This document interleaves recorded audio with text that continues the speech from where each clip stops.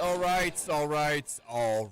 One more. All right. Welcome everybody this Friday, November 14th. This is the Mike Rutherford Show, presented by United Mechanical and Nexus Plus. We're coming to you live from the world-famous University of Louisville College of Business Studio. Here in the heart of Blackout Game Day, ready Louisville, Kentucky. Cards fans, you can advance your career without interrupting it with U of L's 20-month professional MBA. It's the MBA that's designed specifically for busy working professionals. Combine the experience of a top-rated program with the convenience of evening classes that accommodate your schedule. Connect with industry experts, expand your professional network, and hone your business acumen. Get started today and earn your MBA. The first step is visiting business.louisville.edu. We're on the air today from 2:32 until 5:30 here on 1450 AM, 96.1 FM. Streaming across the land, including on the Big X Sports YouTube channel, airing live on WBNA Channel 21. You know us better as the Big X. It's Mike Rutherford. It's Roman Kelly. It's a game day edition of the Mike Rutherford Show. Counting down the hours, counting down the minutes, counting down the moments until kickoff between Louisville and Clemson tonight at 7:30 inside L&N Stadium. It's a blackout. If you don't have your black attire ready for tonight's game, and you're already at the stadium, go home, change, come back with the proper mindset. We're blacking out the Tigers. Cards looking for back-to-back wins over Clemson after last season's 33-21 triumph in Death Valley.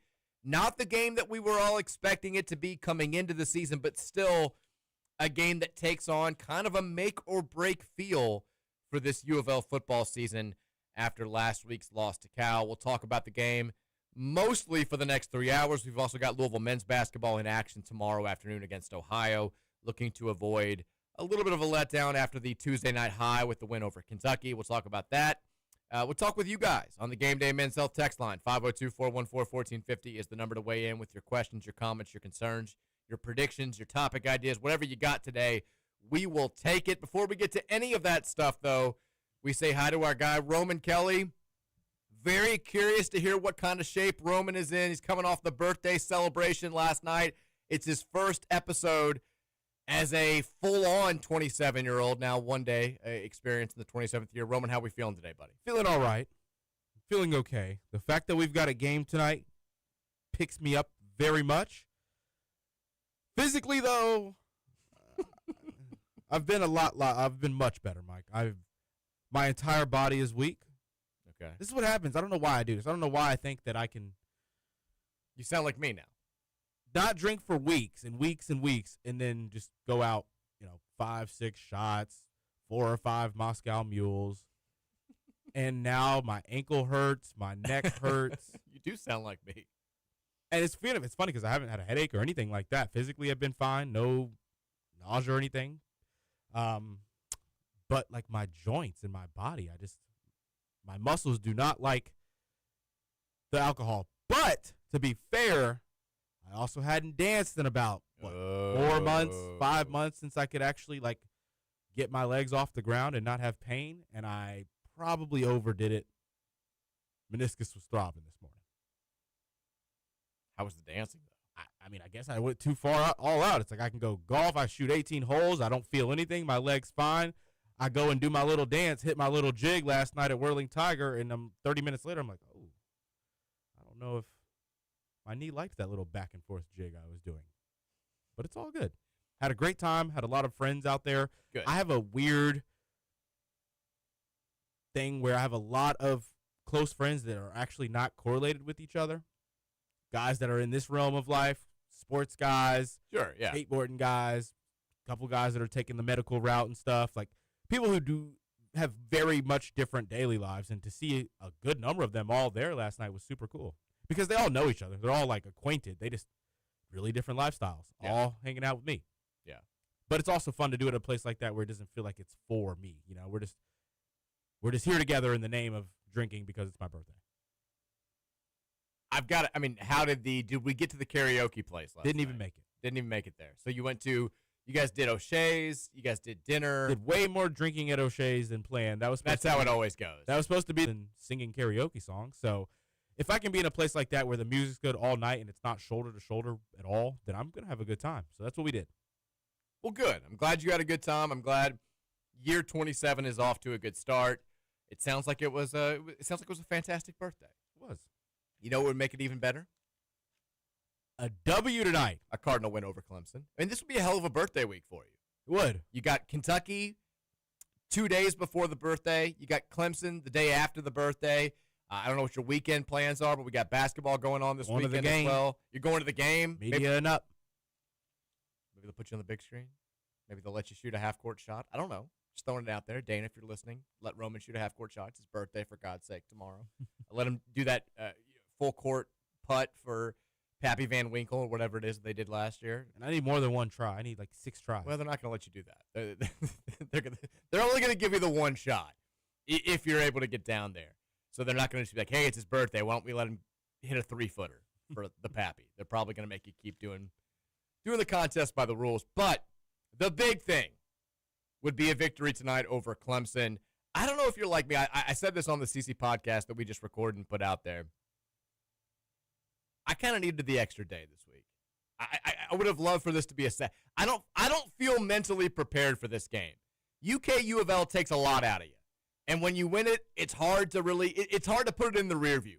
Thankfully, the team hopefully has done that. I need a vacation. A milestone in life just got reached. Mentally exhausted. The game itself felt like it aged me 15 years, and then the celebration was another 5 years, and then still thinking about the celebration for the last 2 days has been just celebrating the last 2 days. Yeah, I mean it's aged me. I mean, Donovan Mitchell can't play NBA basketball.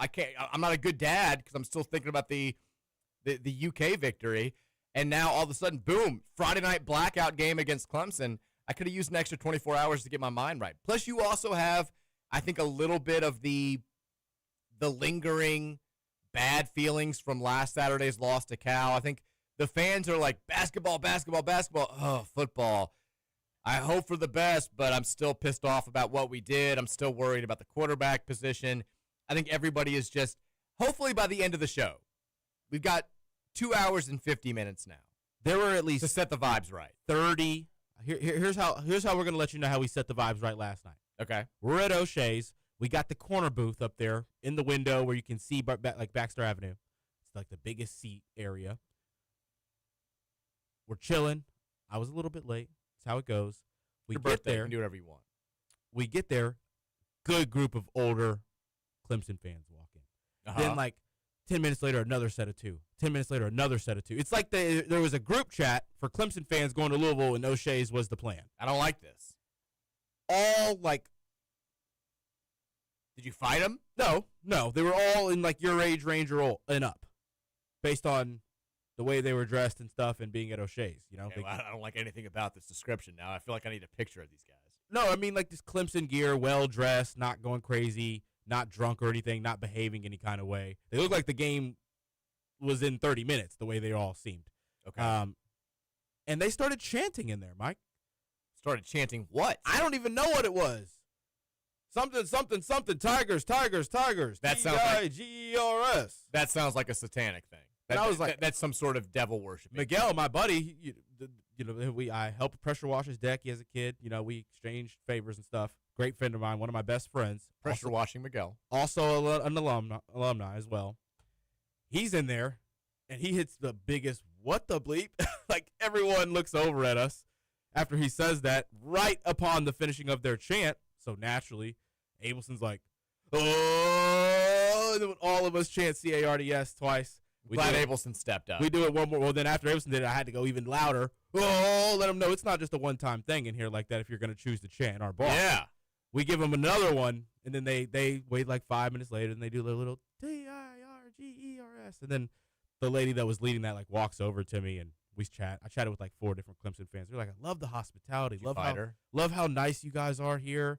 I was like, it's funny. I've never been down there, but I keep hearing the same things. No. I was hoping you guys were going to be mean or something. She's like, no. Trying to trick you. This is them trying to trick you, Roman. That's what people were saying to me. They're like, there's a couple Clemson fans that they act like this. You can't look them directly in the eyes. I was surprised by how nice they seemed to be. Exactly. It's what they do.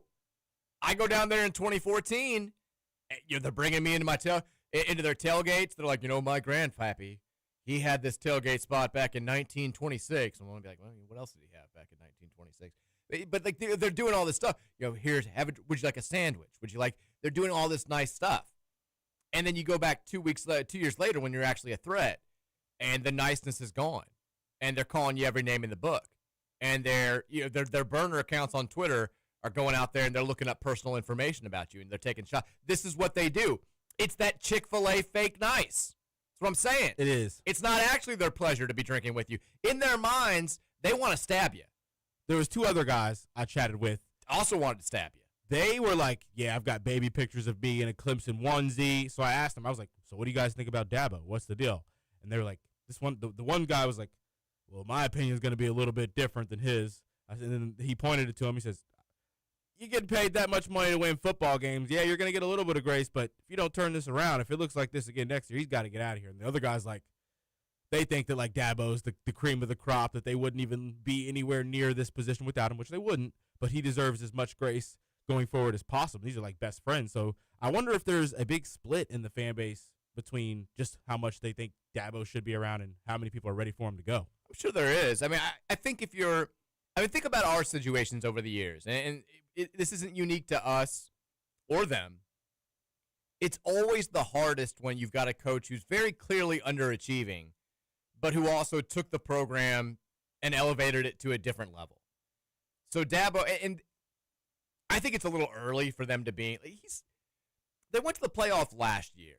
They're clearly having a down season, but they had a period of extended success. Now, I've told you they're done, but I'm saying if I'm a fan of theirs, I'm not 100% out on Dabo at this point just because of what he's done. I feel like he's at least earned the right to dig himself out of this hole. It's kind of like the conversation we had with Dan McDonnell where, he built the program into something that it had never been before.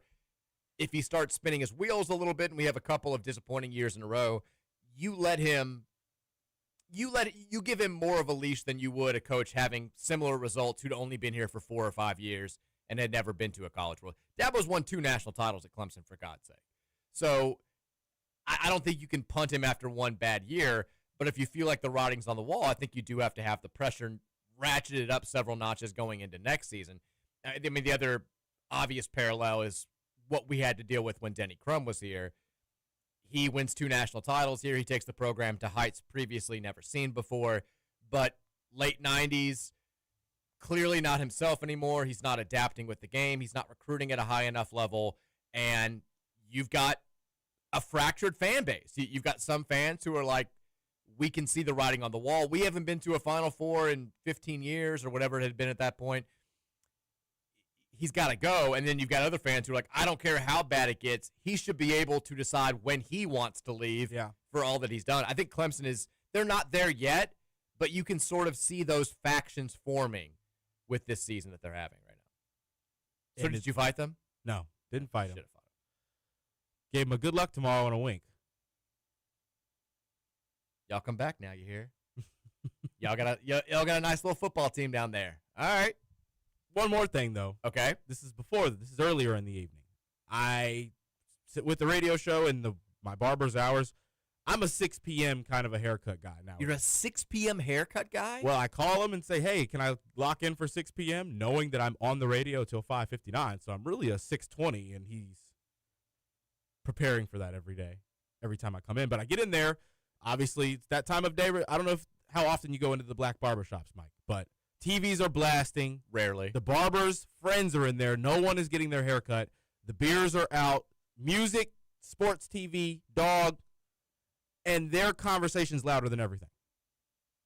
And it's about U of L basketball game. Of course it is. And the U of L fan there, they didn't let up all night. They didn't let up all night. And then the UK fan, Oway sucks, man.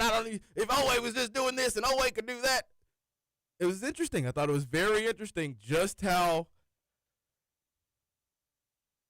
there was nothing positive that UK fan wanted to say, and that the U of L fans didn't let up all night. And then the barber, he's like, actually knows basketball. He's like, yeah, previous years, usually the other way around. And he's like, yep, I know. Y'all might be better than us this year. I don't like it. Seems like we're getting into him now, Mike. They know what it is now, especially down at the barbershops. Did you fight him? I wanted to. You should have fought him. Should have absolutely. I had a almost couple comments that I. So did you get a drunk haircut at 6:30 last night? No. Before you went out with friends? went from 5 iron straight to the barbershop. I mean, that's madness.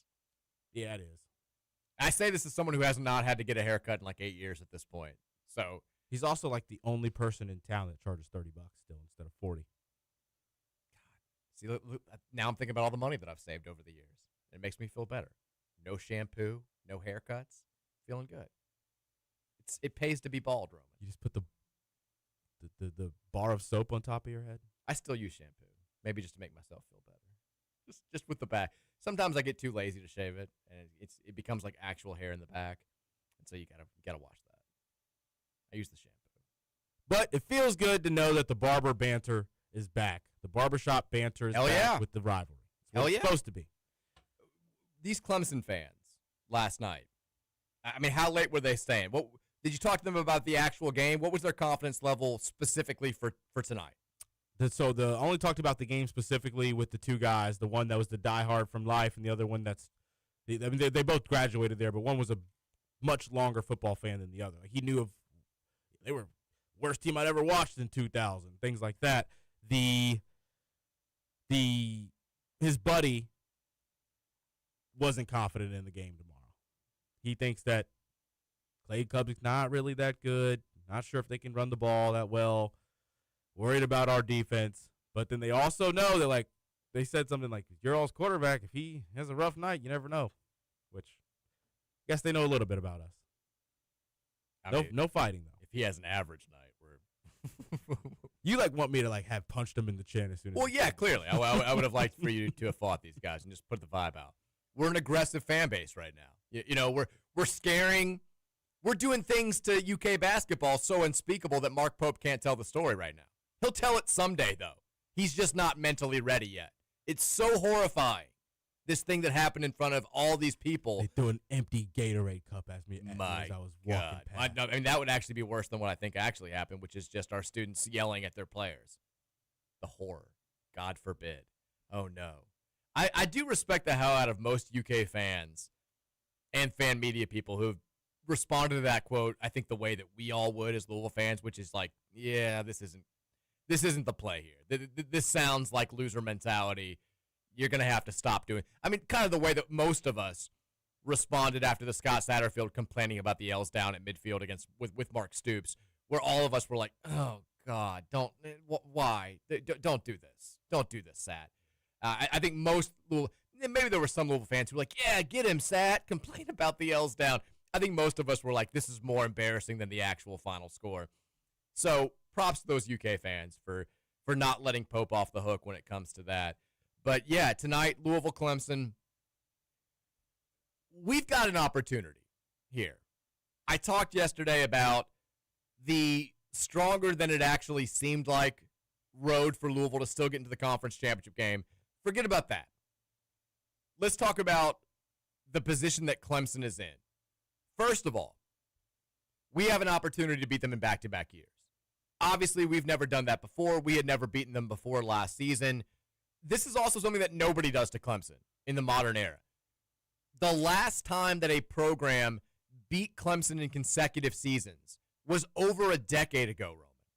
Isn't that wild? That is crazy. Considering how many teams that they play on. They play South Carolina every single year. They play multiple opponents in the ACC every year up until the last 2 seasons when they broke out the divisions. The last team to have beaten Clemson in consecutive seasons is Florida State, who actually did it 3 straight years from 2012 to 2014. Since then, Clemson hasn't lost to anybody in back-to-back years. We have the opportunity to make that happen. All right, trivia time. Ooh, Clemson 3-4 right now in the ACC. This is their last conference game. If we beat them, we're not great at math on the show, but I think we can handle this. If we beat them, it gives them a losing record in conference play. When do you think the last season was that Clemson finished under 500 in conference play? 2006. Longer. 1994. Shorter. 2002. Longer. 99. Longer. 98. 98 is correct.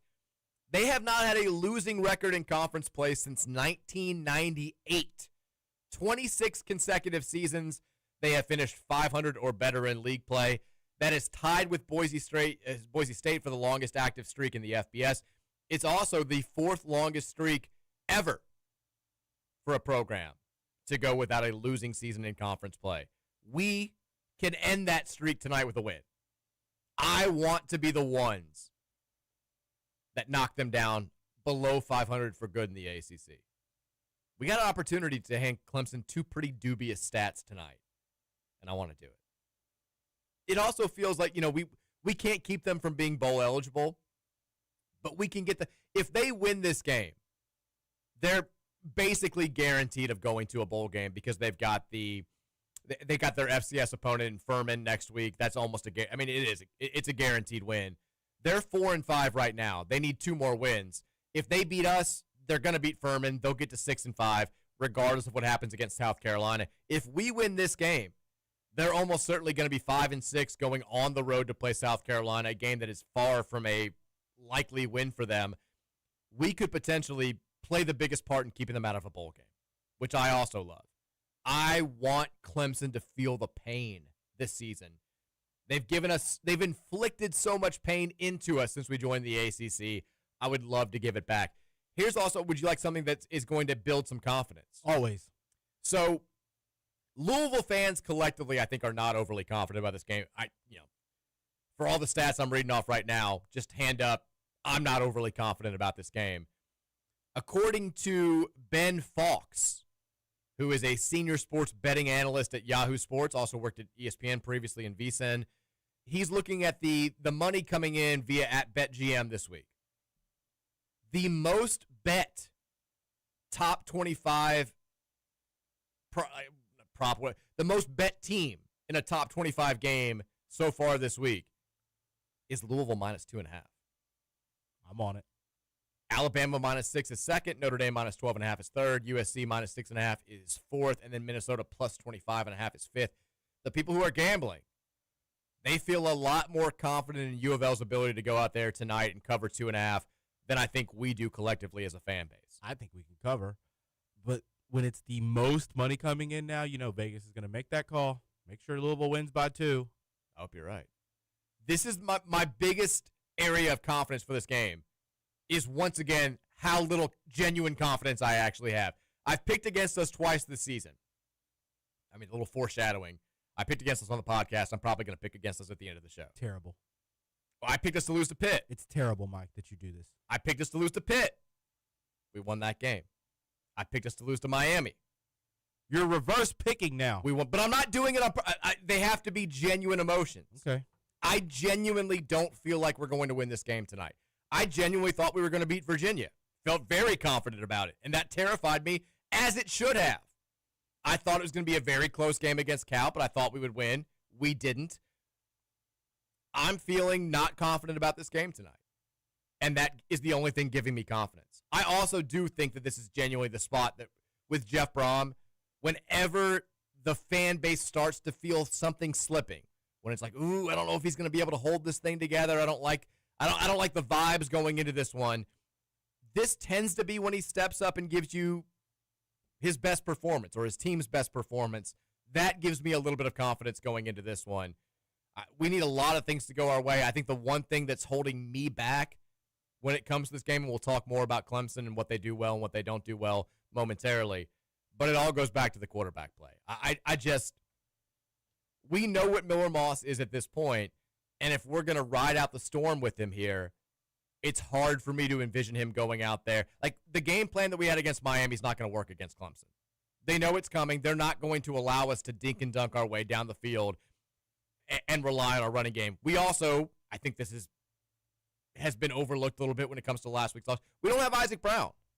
I know Kejuan Brown played well. I know we have Duke Watson back. Isaac Brown is our biggest home run threat every time he's on the field. And not having him is a huge deal. So we're going to need Miller Moss or whoever's getting the snaps at quarterback to play really well tonight. And I think there's a lot of concern about that actually happening. We're taking a break. When we come back, Kent Taylor on the other end. We'll talk a little high school and college football at the 3 o'clock hour. Back after this on 1459 6-1 The Big X.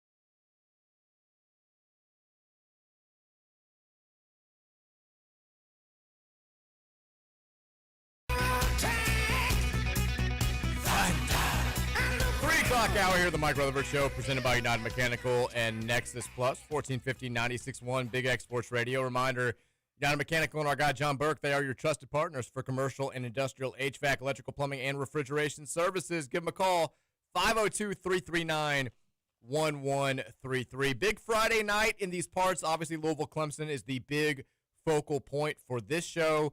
You've also got Kentucky basketball in action, and you've got week 2 of the Kentucky high school football playoffs. Talk a little bit more about all of it. We got our guy Kent Taylor, WLKY Sports Director, 72-time AP Sportscaster of the Year. He's going to join us on the Call Your Law Firm hotline to talk a little bit about it all. KT, how we feeling on this Friday? The weather's beautiful. Oh, it is nice, yeah, especially after, we got a little taste of winter earlier in the week, but the sun is shining. Should be a great night for some high school football. Got a couple regionals over in Indiana, and you mentioned you have a basketball game and the Clemson U of L football game. See if the Cards can bounce back from that overtime loss on Saturday. Another Friday where you guys are forced to kind of pull out all the stops to cover, a million different things. Where are you headed tonight? We got the old rivalry round 2. That is our game of the week, by the way, on high school playbook. I'll be headed to Trinity and St. X, actually. Trinity hosting Simon Kenton and Bullitt East at St. X. Those are the games where I'll be individually. Then Preston Harvey headed to Holy Cross at KCD, Spencer County at North Bolton. We got the chopper flying over in Indiana, Milan, the Hickory from the Hoosiers. They're at Providence for a regional final, and Butler at Fairdale, the Sales at Cal. We got the U of L game. These Friday nights in November tend to get stacked. Next week we got a U of L basketball game. Tonight, Kentucky in action. So, yeah, it gets busy. And then the playoffs continue on. We got a couple more weeks left, 3 more weeks of high school playbook. Is Milan good at football? I mean, I haven't kept up with Milan since Hoosiers. They're 6-4 this year. I do know that. Providence has played them in the playoffs a couple times. They haven't. I don't believe they've won. They've been back to Hinkle Fieldhouse to win another one. Well, they're good enough to be in this round of the football playoffs, and that's all that matters. Yes. You mentioned Male Manual tonight, the game of the week for high school playbook. Just a couple of weeks ago, Manual takes it to Male 52-13. However, this is the round historically where the Crimson have slipped up, especially in recent years. Is there reason to believe that round 2 between these rivals could be a little bit different just 2 weeks later? Because of that. There's a mental aspect to it. Manual has been really one of the more competitive teams in the city for the last few years, and they just haven't been able to get over that hump of making a playoff run. I think there's a bigger gap this year, though, between Male and Manual, that they should win this game and move on. We'll see, but they got to go out there and show it on the field. Male is at home. Their quarterback, Jordan Williams, I don't know if he played in that first game, but he's had some injury issues. He's back. But I still would expect Manual to win it, but I would expect it to be a closer game than that first meeting on Halloween night. You mentioned Trinity and St. X. You'll be at those games tonight.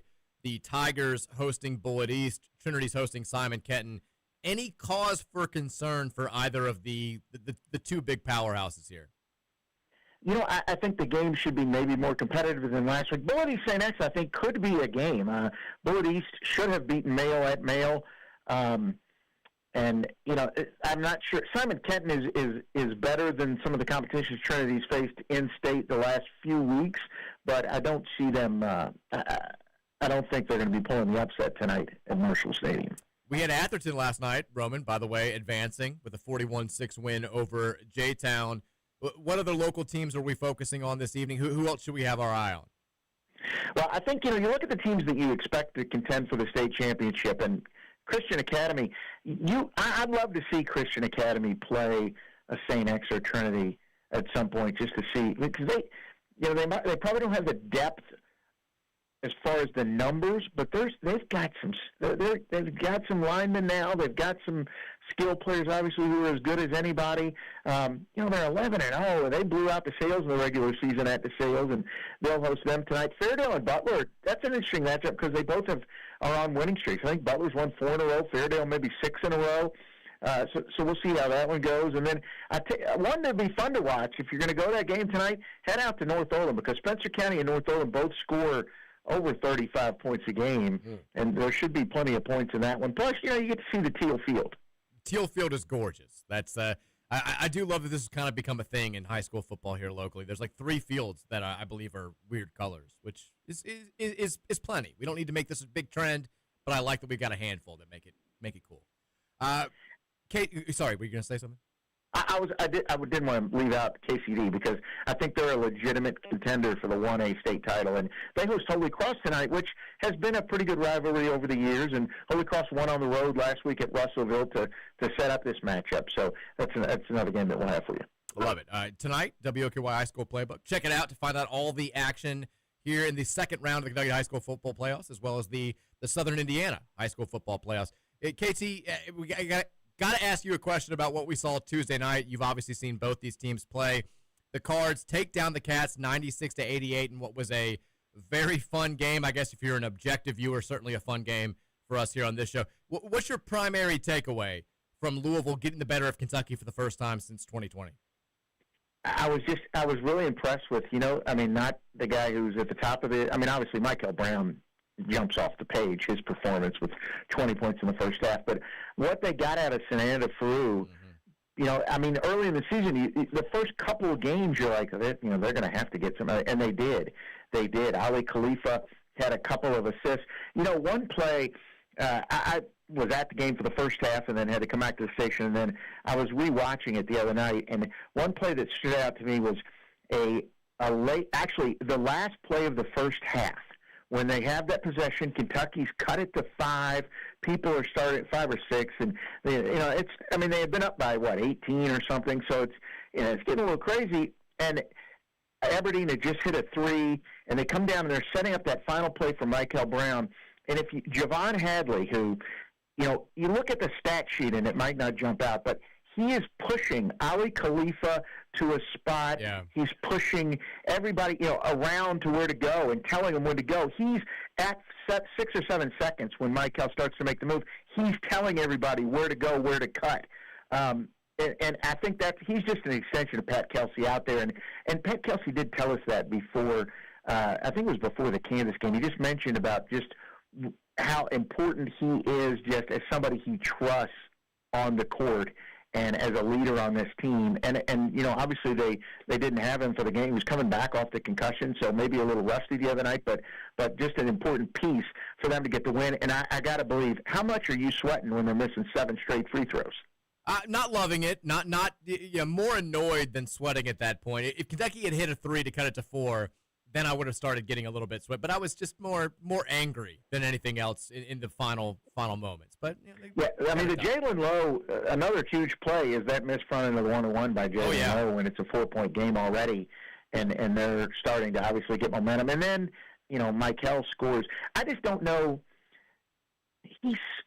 I don't know that we've seen a player like him. I mean, you go back, like freshmen that have been that good. Obviously, Purvis was the most outstanding player of the Final Four. And LeBradford had that huge game against Indiana and was extremely talented and athletic. But for a guy, who hits threes, can get to the basket, I know it's a small sample size, but I'll tell you, when he went down, I was back here at the station at that point, but I got to believe it was pretty silent in there, much like when Purvis got hurt against Ohio State and Jay Burson that year where you could hear a pin drop.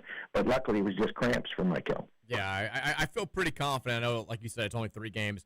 He's the most talented freshman in my lifetime, the most ready to make an impact right out of the gate, and he's been phenomenal so far. Let me ask you about Kentucky. With this game, especially being this early, I think we're all prone to overreactions. Obviously, Louisville becomes the main talking point because of how well they played. But is there any genuine concern whatsoever about Kentucky long-term after what you saw from them? No, I think they defensively, they have to obviously get better.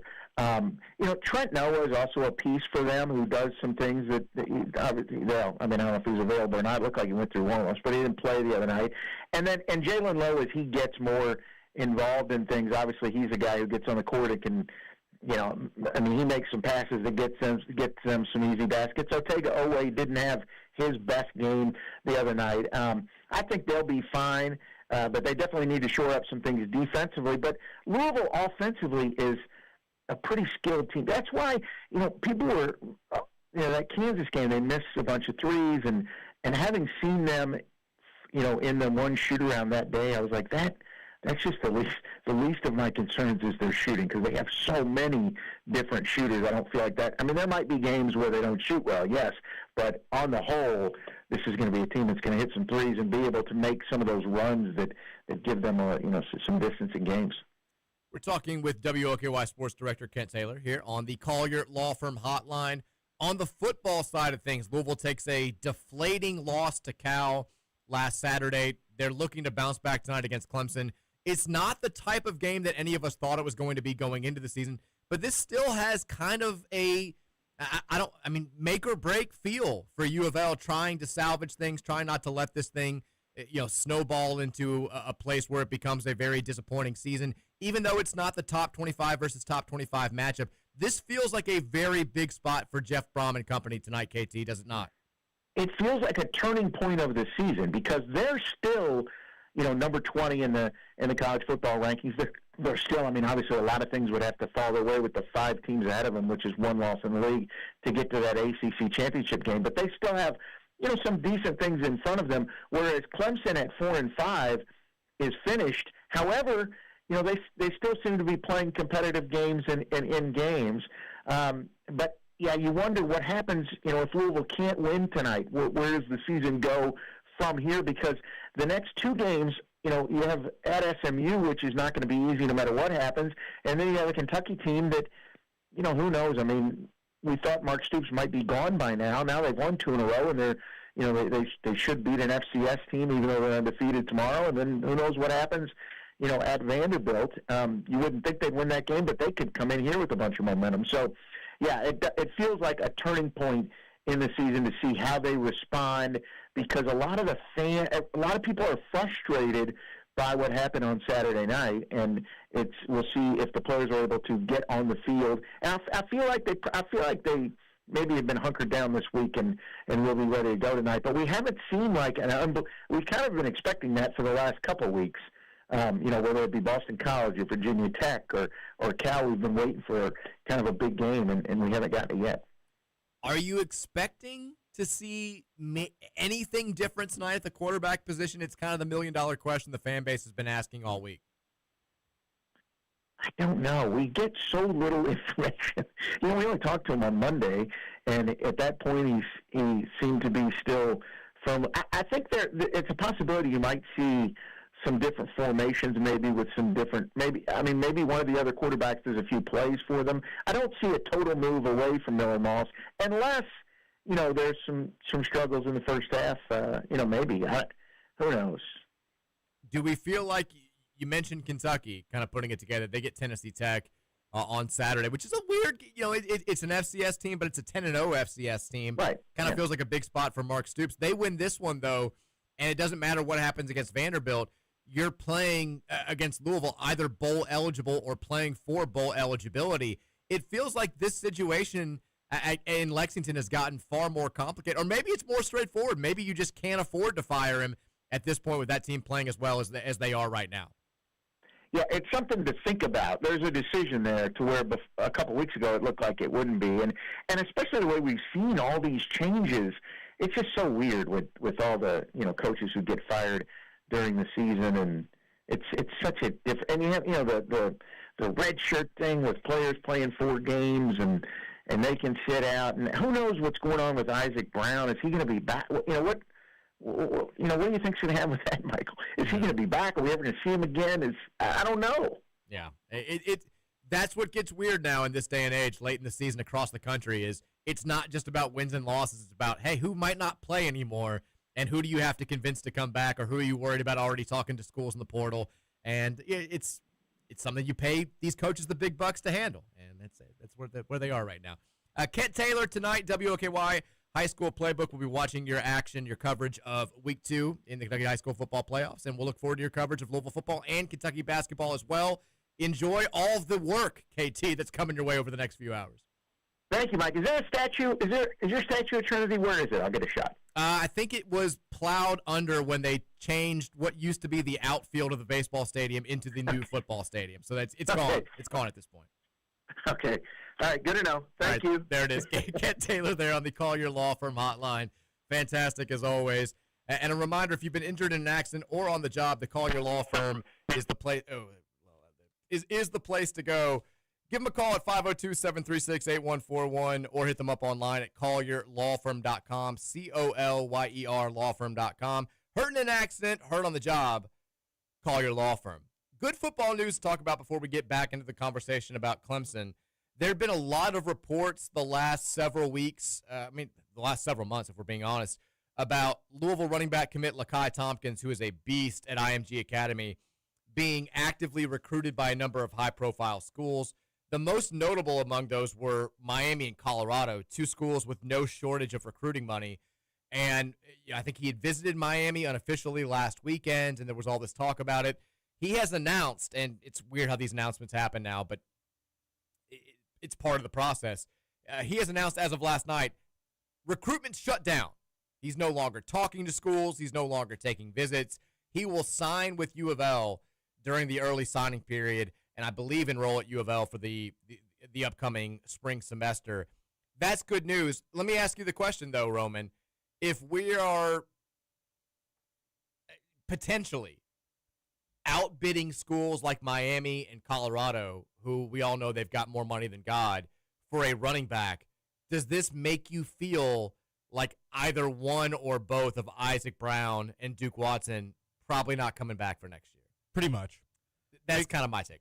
Obviously, there's no way to know. There's no way to. Someone could come in with an influx of money for Louisville football now before they would make that decision, and you have more to work with.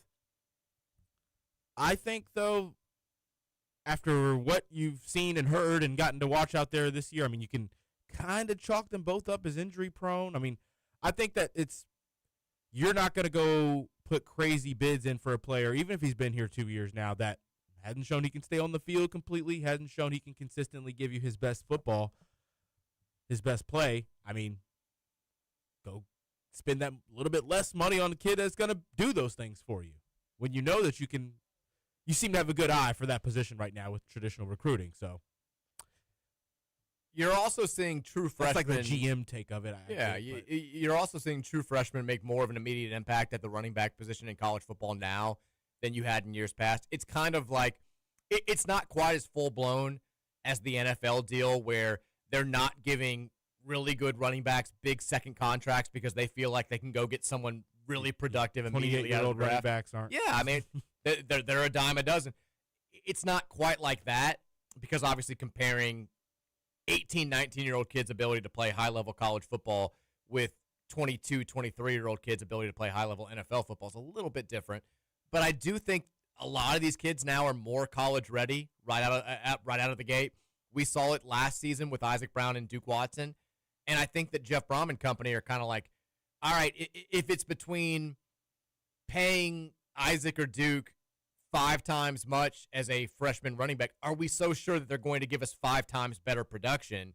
Maybe we keep Keywan, maybe we try to keep Isaac or Duke, but we also invest in what we think is going to be a big-time college running back coming right out of high school because we know those guys are cheaper than proven commodities at the college level, and so they were willing to pay a little bit more to compete with the Miamis and the Colorados of the world because they knew they were going to have some money freed up because 1 or 2 of their currently highest-paid running backs probably not coming back next year. I don't know, but it does kind of raise those eyebrows when you see, oh, he's definitely coming when you know that Miami put the full-court press on him to come there over the last few weeks. But good news, I think, there. He's put up some monster stats. He's a guy that seems to have a lot of high-level potential, and it sounds like he will officially be a Cardinal next season. So good news there. Back on the Louisville-Clemson front. Did you know, Roman, we've won 6 consecutive Friday night games. 6 consecutive. 6 consecutive Friday night games. We don't lose on Fridays. We don't lose on Fridays. All time, 21-10 in Friday night games, but we've been on a tear recently. We've also played 14 blackout games all time. This will be number 15. The record there, not quite as good. 7-7 blackout games. It's more for the fans. Hasn't been overly successful, but 7-7. It's fine. Not terrible, not great. We've won 6 consecutive Friday night games. Like I said 20-11. We're actually 20-13 all-time in Friday night games. Dabo just 2-1 in regular season Friday night games during his time at Clemson. It's not enough. Losing on Friday nights. Also playing Friday night loser. Friday night classic Friday night loser. And the wins weren't even impressive. It was like Boston College and a bad North Carolina team. Clemson, just put this, that stat's clearly wrong. I had the stat as 4,525 and 2 in regular season conference finales. That's not accurate. That is an incorrect stat there. They have won 10 consecutive ACC finales, which is a school record. That's another trend that we can break here against the Tigers if we're able to knock them off. Here's the troubling stat when it comes to Clemson, and I think we mentioned this yesterday. We all pointed and laughed at Cade Klubnik. I did the I told you thing with Cade Klubnik. Their offense had been abysmal through the first month of the season. As they went into October, it wasn't just, you can take my word for it or you can listen to the stats. They were 116th in the nation in scoring offense. They were averaging just 19.8 points per game. Since then, the 5 games since then, they've averaged 34.5 points per game, which is tied for 19th best in the country. And they've averaged 444.6 yards per game, which is also 19th best in the country. Now, we've only given up more than 400 yards in a game one time this season. It was last week against California. So something's going to have to give here. Their offense is playing at a ridiculously high level. Our defense has been playing at a high level all season long. This feels to me, Roman, and I want to get your thoughts, you can't let them score 30-plus points in this game. No chance. If they score 30 or more, I feel like we're cooked. You've got to keep this as a game that we can win like the Miami one, 24-21, 28-24, somewhere along those lines. If you're asking us to win a shootout with Cade Klubnik, like as much as I thought Cade Klubnik was overrated, and I feel like that take was justified, we don't want Klubnik v. Moss tonight, airing it out. No. That doesn't go well for us. This is a big spot for the defense. Do you have confidence? After the defense looked a little bit iffy last week but was good in the second half, how much confidence do you have in their ability to go out there and slow down this Clemson offense that has been really good for the past month and a half? I'm not going to put a number on it or anything, Mike, but I'm pretty confident. I think that with what we've seen already from our defensive line, they don't really let up in their pressure. Now, they're maybe not always getting hands on the quarterback, but we have guys that can go out there and force that pocket to move on the defensive side. And I think that that's something that when you get Cade Klubnik moving, you get him to trying to make throws on the run, not standing on his feet, giving him all time of day to make passes and making it tougher on him because he has to do things on the run and with arms in his face. I think I like our chances there. I like our chances to limit the ability for him to pick you apart with those intermediate passes that they are able to sometimes find. I don't think they go to the short pass outside of the screens all that much. Like a lot of slants, screens. But it is a ton of screens. That's the one play type this year where I've literally with my own eyes in the same series watched Louisville defend a screen perfectly and then watch a screen to the same side to the same receiver go for 6 yards in the same series. So I worry, if we need our secondary healthy. We need Jabari Mack fully healthy. We need Rodney Johnson not out there by himself on quick, elusive receivers. Need Hutchinson and Holloway to be on their A game because if they are banged up, we know that. Yeah, questionable. I think he'll play. If we can get a good game out of them, then I trust our defensive line to do the rest for us on the defensive side. It's a game where they have to. I mean, this is also a game we have defended the middle of the field much, much, much better this season than we have the prior two with Ron English here. But Clemson loves running that RPO action where they fake the long handoff to the running back, and then Klubnik or whoever their quarterback's been over the years hits a strike to a either crossing receiver or a tight end just running straight down the middle of the field. We've got to make sure that we're ready for that. They haven't run the ball exceptionally well this season. They've got a handful of good running backs. Randall. They haven't run the ball nearly as well as they should have with that Randall kid. No, I mean, I think their offensive line play, they've got a lot of experienced guys that have been a part of a lot of successful offensive performances. With that being the case, I'm surprised they haven't run it more effectively this season than they have. Randall's averaging about 5 yards per carry. He's not terrible, but he's not overly explosive. The backup Davidson's kind of the same way. Klubnik will run it a decent amount, but our run defense has been so good. I'm more worried about the pass. I think they're going to try to look. They'll use the quick hitters to the outside because I think they saw how effective Cal was in the passing game with that. Virginia Tech was also very effective with that play before they went away from it in the second half for no reason. It seems like the last 2 weeks, it's taken us a while to adjust to that, and we've done a better job in the second half. We've got to be ready for it in this game because Clemson always does it, so we should have been ready to begin with, but especially since it's been so effective the last couple of weeks. I mean, they'll take a decent amount of deep shots. We've got to make sure they don't hit on those. They can be an explosive offense. The back end of our secondary is going to have to be very good.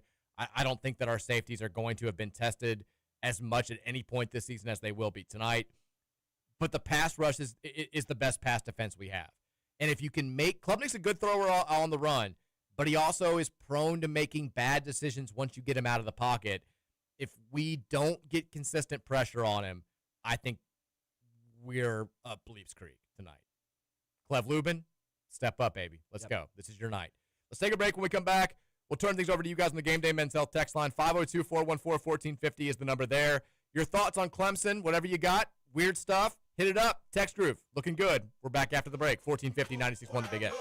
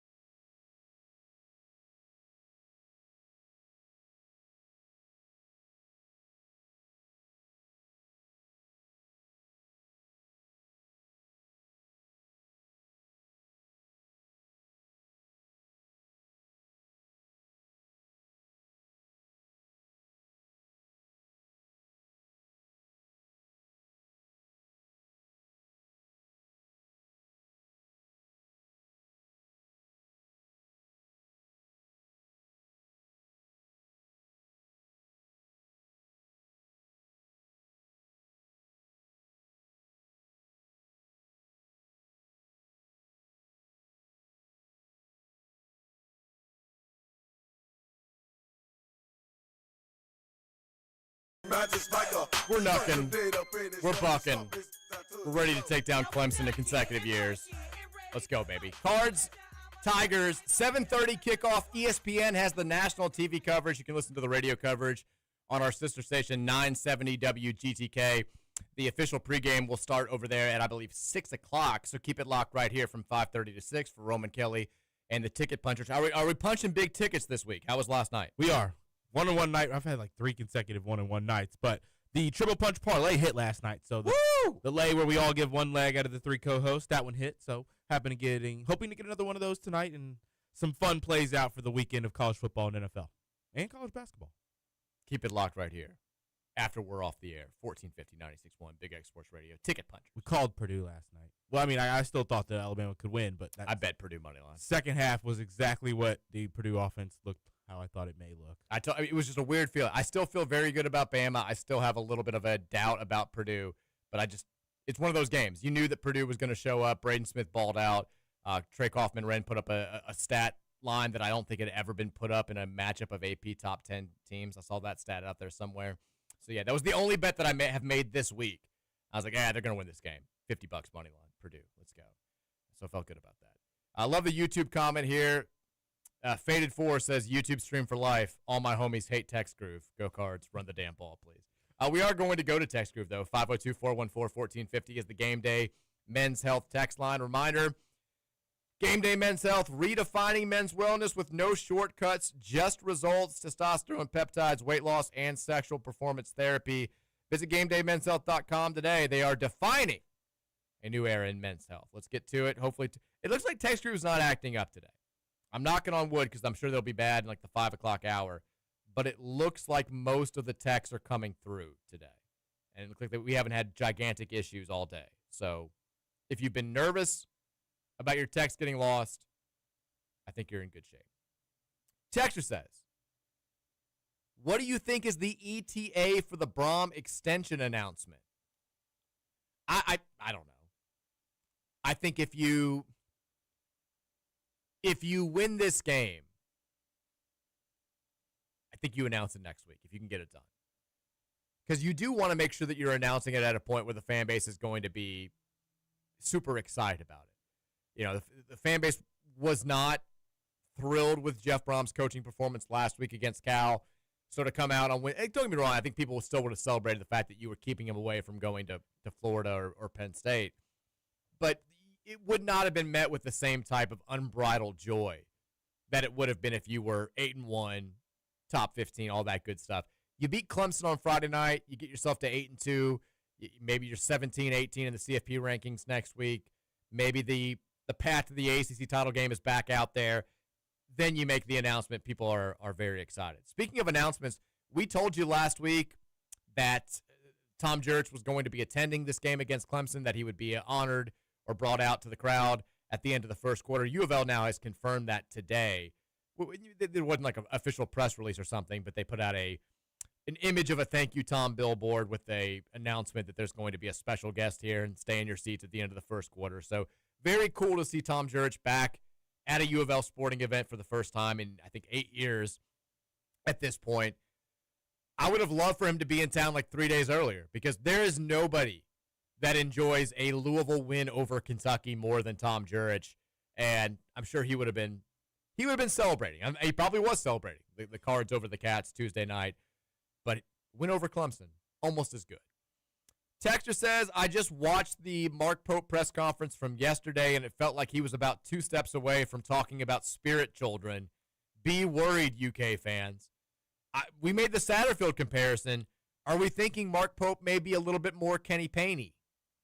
Roman. In the press conferences, yes. He's seeming like, I mean, I'm guessing it's something that goes when you start wearing that blue, it does something to your thought process. Kind of starts messing with your brain chemistry a little bit, and you turn into an excuse maker. If you do it for too long, it's permanent. He's a habitual excuse maker. He's already won half as many games as KP did in his first season, though. So I think that's where the comparison ends. Probably not going to. He starts making statements about a ship, though, then we may need to be worried. Specific, like the Lusitania. It's like don't jump off the Lusitania. It's like, oh my God. He is. He's Kenny Payne light. Texter says, assuming Stoops wins against Tennessee Tech, he'll be 5-6 coming against us. 6-6 triggers an automatic contract extension, which would increase his buyout if they choose to fire him. The game is meaningless for our postseason aspiration. Oh, I know where you're going with this, and I don't agree. Personally, the UK football team in flux, I think, hampers the NIL for their basketball team if they fire him. $38 million is a ton. Assuming we win out in the ACC, I would like for Jeff to publicly come out and say loudly we are intentionally throwing the UK game if we're positioned to make the CFP with ACC chaos. Obviously, if we lose, then throw the kitchen sink at Stoops to salvage the season. All right, I mean, let's genuinely entertain this. Let's say we beat Clemson and we beat SMU. And things play out in the fashion to where going into the UK, I don't even know if this is possible, but going into the UK game, we know that we're going to play in the ACC championship the week later. UK's 5-6. A win over us does exactly what the texture says. It triggers this automatic contract extension. The buyout becomes more than 38 mil. It's financially unreasonable for them to go and fire Mark Stoops because of how much money they're shelling out for basketball. Should we just forfeit the game? I would say, like, don't do the Jeff Brom coming out publicly and saying that we're intentionally throwing. Just forfeit. Let them win 2-0 or whatever the score they give for a forfeit. And they get screwed. They also don't have the privilege of watching their team actually go out there and beat us, and we still get to play for a spot in the college football playoff. We know that Jeff would never do this. The question of should Jeff do this, though, is a potentially valid one. Roman, what say you? It would be easier to think about if there was a sliver of a chance Jeff had this type of thinking, but I'm all for it. I'm all for it. Announce it now. It would piss him off. But also, just don't even show up to the field that day. I mean, worst case scenario is, and what I think would actually happen, this is why having rivalry games at the end of the season now is becoming a little bit. Make it the first game of the season. Yeah, I mean, it should be.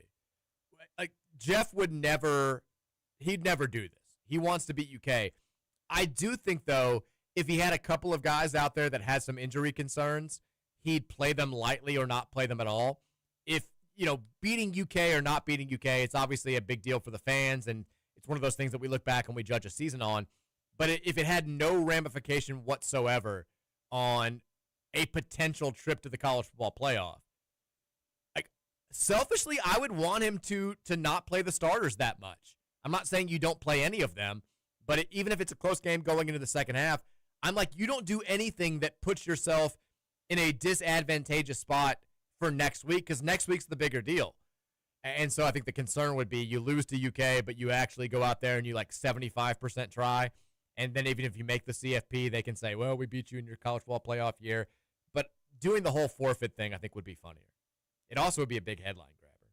Imagine how much the rest of the college football world would just hate us. They'd hate it. They've got no heart anymore. This is everything that's wrong with college football. It's like, all right, well, then change the system. Don't get mad at us for playing the game. We're doing what we got to do to help ourselves.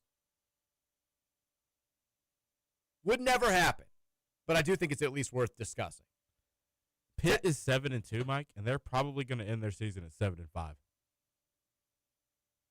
I think they're going to win one of these last three games. Notre Dame, Georgia Tech, in Georgia, and then hosting Miami. I think they're beating GT. I don't know. They've looked awfully good. I also love Notre Dame fans got so pissed off about this. Narduzzi was simply telling the truth. So they've got College Game Day in town tomorrow for their game against Notre Dame. And, he got asked the question, and I'm glad that he responded to this because I hate this phrase. It's the most overused phrase in sports. Someone was like, is this a must-win game for your program? And he was like, no. He's just being honest. If Pitt loses this game to Notre Dame, it does nothing to change their path to the playoff. There's no way that Pitt is getting into the college football playoff with a 10-2 record and losses to us in West Virginia. They're just not. They're not going to be an automatic qualifier, even if they beat 3 ranked teams in a row. to end the season. They need to win the conference, and right now they unfortunately control their own destiny in a way that we don't. They're 5-1. If they win at Georgia Tech and knock off Miami at home, they're going to go play for the conference championship and an automatic trip to the CFP. And so Narduzzi says this, and all these Notre Dame fans are like, this is ridiculous. Like, what an idiotic statement. He's right. Out of the three, this is what the system has done. Out of the 3 games that they have left, the one against a top 10 team that's being played at home with College Gameday in town, without question, matters the least. That's crazy. They need to win. Like, if I'm Pat Narduzzi, I'm not saying you go out there and you bench stars against Notre Dame, but you still prioritize the Georgia Tech and the Miami games because those are the ones that get you into the conference championship. And by the way, I think we need, like, best case scenario for us, they go on the road, they beat Georgia Tech, they give them that second loss, and then they lose to Miami a week later, and they get their own second loss, which is very possible. Like, there's a world, Roman, we've been talking about trying to get everybody besides one team down to 2 losses. There's a world where all these teams end up with 2 losses, and we have like a 7-way tie for first place at 6-2. It could absolutely happen. This conference is chaotic. You know what the worst case scenario is for the ACC? What is that? You've got a Duke team that's 1-3 in non-conference play. They lost. Illinois beat them by 25, 26. They lost to Tulane, and they lost to UConn. And right now, they're 4-1 in the ACC and 5-4 overall. If that team wins the conference with 3 non-conference losses and is the only ACC team in the playoff, that's DEFCON 1 for the ACC. That's the disaster scenario. If you see some fishy stuff happening in the Duke games the next few weeks, it probably ain't a coincidence. The ACC's got to step in. You know, we talked about they played Virginia tomorrow, and if we win tonight, we need Duke to knock off Virginia. But those next 2 games against UNC and Wake, don't be surprised if Charlotte steps up and they're like, look, we love you, Duke. You're our babies. We can't have you playing for a conference championship. It'd be a terrible look for all of us. That's disaster scenario. Texter says, Riddler here. As you all know, I'm a level-headed person and not apt to quick judgment or harsh criticism. The ACC has horrible self-preservation tactics. Does the leadership not see the conference get blasted week after week by national football pundits? How is there not an effort to protect conference leaders in close games? There needs to be a concerted effort by the ACC brass to improve the conference image if they want to survive past 2030. Louisville and Virginia never should have lost those close games. Rig the games. Screw the ACC commish. He's as visionless as Josh Hurd. I like this take. I do too. It's not our fault. The ACC should have done everything in their power to help us beat Cal last week. I'm not saying that I genuinely think that this should happen. Games should be fair, all that stuff. I'm saying this should happen. There was a part of me last week when we got the big holding penalty on our second to last drive, and then in overtime when we get the chop block penalty that essentially guarantees that we're going to have to kick a field goal. I was like, I mean, do you guys realize that this is better for us if we win? Like, this is a good thing for the conference if Louisville wins this game. That thought did cross my mind where I was kind of like, all right, it's time for you to finally step up and help us a little bit here. Can we get one damn call? At least don't hurt us, you know? I'm not even saying you have to help us, but don't stall our drive in overtime when you need us to win this game. And didn't happen.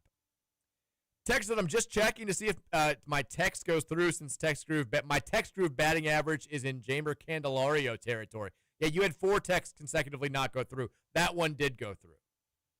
Texas Tampa card here. I'm getting ahead of myself, but for argument's sake, let's say Michael Brown wins a national championship this year and then heads to the NBA. Would you retire a freshman's jersey if he only spent 1 year on campus? No. So you're a hardline no, Roman, regardless of even if he's like the best freshman ever played college basketball. No, Mike, I spent more time in U of L classes than he did. I mean, it's a difficult topic. We talked about after the Russ Smith ceremony, and now they've done it with Junior Bridgman retiring his number, or they're about to. We may never see another jersey retirement from a player who hasn't been here yet, just because it's so rare to keep guys here for 4 years. You almost have to follow the Russ Smith plan, where you come here as kind of an unheralded recruit, you play a little bit on and off as a freshman, and then you have a breakthrough season as a sophomore, but you're not a superstar yet, and then you become a superstar as a junior, but it's too late for you to maybe go NBA, and so you come back for your senior season. It's going to have to be one of those types of guys. And in this era of basketball, that is only going to happen if you're under 6'1". Probably. Or if you're kind of a tweener and you're a great college player, but your pro prospects aren't fantastic, and you feel like you can make 7 figures playing college basketball for a couple more years if you stay as a junior, like the Armando Bacot path. Yeah. I think there's like maybe a Kamara type of player path where they come in and they're athletically ready to play at any level, but the skill set's at a very, very low level maybe. But they're in that sense that Louisville isn't as good as we are now. You throw him out there and you let him get some freshman time playing 10 minutes a game or something like that. Maybe like that. But I feel like it's going to have to be a guard, undersized guard who does play as a freshman, isn't that sophomore star yet, and is there by junior year and doesn't go to the NBA because he's already 22 and 6 foot.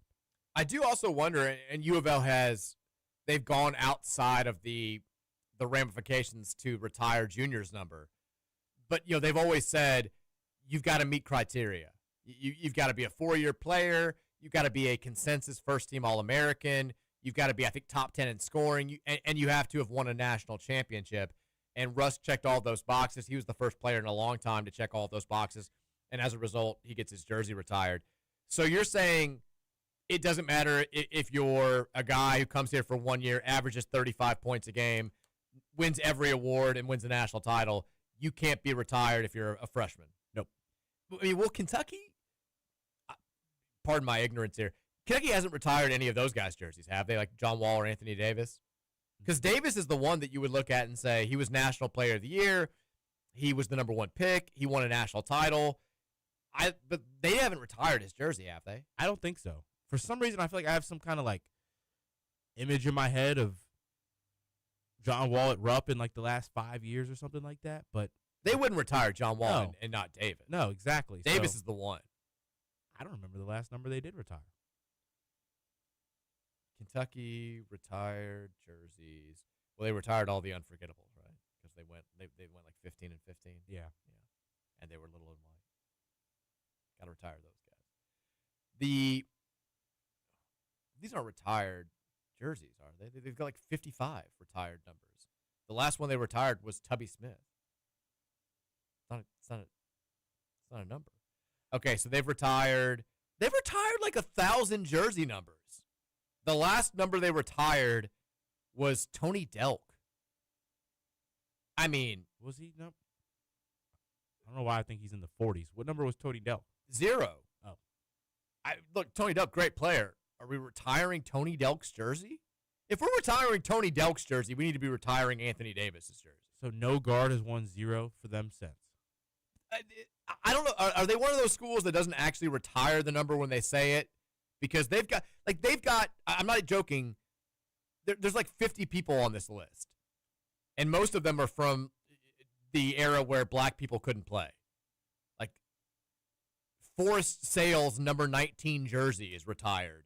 Basil Hayden, isn't that the Bourbon, yeah. Yeah. He has no number, but somehow it was retired in 1991. Kerry Spicer, he had his jersey retired. Alex Groza. Bill Spivey. No one can wear 77 again. But like in recent history, Kyle Macy, Sam Bowie, Kenny Walker, Darren Feldhouse, really? John Pell. Oh, those are all the unforgettables. John Pelfrey, Richie Farmer, Sean Woods, Jamal Mashburn. Mashburn deserves it, even though he only played 3 years. But they've got like nobody. Can nobody wear number 4, number 32, number 34, number 12, number 31? Like I don't. Didn't Karl Anthony Towns wear 32? That's what I'm saying. We have a lot of honor jerseys that people can still wear, and we have in football and basketball. Speaking of not Aaron Bailey, I always mix up the two. Arnold Jackson is going to have his number put into the Ring of Honor tonight. He'll be the 30th player. But we've only got 2 retired jerseys in football, and it's Lamar Jackson and Johnny Unitas. I don't know how Kentucky handles this, but if you're retiring all these guys' numbers, you probably need to go ahead and do Anthony Davis. But not sure if they will. Texture says, this is a little dumper. I'm going to poll the text line. Should I get my hair cut or grow an afro all winter? Grow the fro. Grow the fro, little dump. I mean, I need to know what little dumper looks like. He has like a froby right now, like a really small froby. I mean, would he look good with a fro? Yeah. Okay. Little Dumper has got. I feel like he's got that old timey look. Okay. Then yeah. I mean, people keep talking about us getting into the routine of bringing in a 5-star point guard now, and that's why we're going after Tate Kenny and these guys. Can we just say we need to go after a fro point guard every year? We're kind of 2 for 2 here, right? Yeah. And Michael Fro is not as notable as Chucky's was. It was Chucky's signature, but he without question has the same type of hair. I think we need to go after big-haired point guards from this point forward. We're 2 for 2, for God's sake. Need another one. If you got a fresh fade, if you're using that number 1, can't play point guard for us. Not anymore. Doesn't happen that way. Roman Hater says, too bad you guys aren't doing a remote today from a tailgate lot. I would have brought Roman a 4 Loko to show that I don't really hate him. Mike, you seem like a Zima guy, so I would have brought you one of those or something. Roman, Roman probably doesn't even know what Zima is. I thought Zima was like a dance class on a disc. I think that's Zumba. Oh. Zima was like a girly malt drink that was popular for a brief period in the 1990s. And it became like an ongoing joke. Oh, like Virginia students, they still get the Virginia fans listen to Dave Matthews and drink Zima. I can tell you, I've never tasted a Zima. I don't think they were even available when I became of age. But there used to be the icing. Remember that thing, that trend? Yes. You get down on one knee. Yeah, when you had the girly, sugary drink. I can't do in all seriousness, I can't do the sugary drinks. When I was first starting to drink. You ain't been iced in a while? Not been iced since I was like probably 26. So it's been a while. Zima looks good. It's like a clear beverage. The packaging was always good. I was always curious about it when I would go to the Kroger with my mom. But I wasn't going to drink Zima at age 8. Probably too young. I don't like your Zima joke, Roman Hater. I don't like that Roman Hater is becoming Mike Hater. I don't like this. Says, hey, Mike, Cincy Cards fan here. I wanted to put on your radar that a staggering amount of tickets are still available for next Friday's game. Every UC fan that I've talked to has raved about renewing the rivalry, but not one of them are going to the game because the neutral arena is old and run down. This could be a great opportunity to pack the house with as many Card fans that are willing to make the short road trip up there. Yeah, I mean, the place is a dump. I still think it's silly that we're doing this, but whatever. If we can get ourselves a semi-home court advantage, or at least keep the home court advantage away from them, I'd love to see that. It'll be. I'm curious to see how it goes. Week from Friday, Louisville, Cincy. We've had. I wish we could space out some of the action. We've had so much going on these last 2 weeks. Big time football, basketball starting, the rivalry game. We get Ohio tomorrow, and then we've got really nothing next week until the Friday night basketball game, and then we'll have Saturday football against SMU. I know the women's team will play during the week, which is good, but it's. I wish we could have spaced this out a little bit better. Would love a Tuesday night men's basketball game or something next week to get things going. We do. I do want to remind people there is a big time sporting event tomorrow night between the Cards and the Cats. The Louisville women's soccer team will play in the NCAA tournament for the first time since 2019. They're going to host Kentucky at Lynn Stadium. It's a first-round matchup against the Wildcats. It's also some added importance because the two teams didn't play this year for the first time in forever. There was no rivalry game between the Cards and the Cats. 2 p.m. Saturday at Dr. Mark and Cindy Lynn Stadium. If you have nothing going on Saturday afternoon, make it out there, cheer on the Cards. Let's get 2 wins over the Cats this week, and let's advance in the big dance. If you can't make it out there, ESPN Plus will have the TV coverage there for you. Texter says, 502-414-1450, Lakai Tompkins confirms his commitment, and then the B-Ball cinematic video relives the beatdown against UK. Finally, I saw a thank you, Tom, billboard, and Jeff. The vibes are good. Let's beat Clemson. Let's get back on track. Go Cards. Get drunk. Make a difference. It's a blackout, y'all. What do we have to do to get Jack Harlow at a game this year? Does he hate us now? We go to Jack Harlow affiliate, Roman Kelly. Does Jack Harlow hate the Cards now? No, not that I know of at all. I just don't think he has spent much time in Louisville. He's been at Lou City games and Racing Louisville games, but he also has a financial stake in those franchises, or at least in Lou City, I know. So Schlub, doing some he's doing all the crowd stuff amping down there. Yeah, I mean, he was getting didn't do a great job because we lost. I'm not blaming Schlub for us losing in the playoffs. I'm just saying maybe step it up next year, Schlub. Let's go. But he's been doing a bunch of stuff for Lou City. He's doing he did some marketing. Okay. We're swagging. We're surfing. 4 o'clock hour is up next. We'll keep rolling on the text line after the break. Keep the text coming in at 502-414-1450. It's the Mike Rutherford Show presented by United Mechanical. It's back after this here on the Big X. Man, I got this way.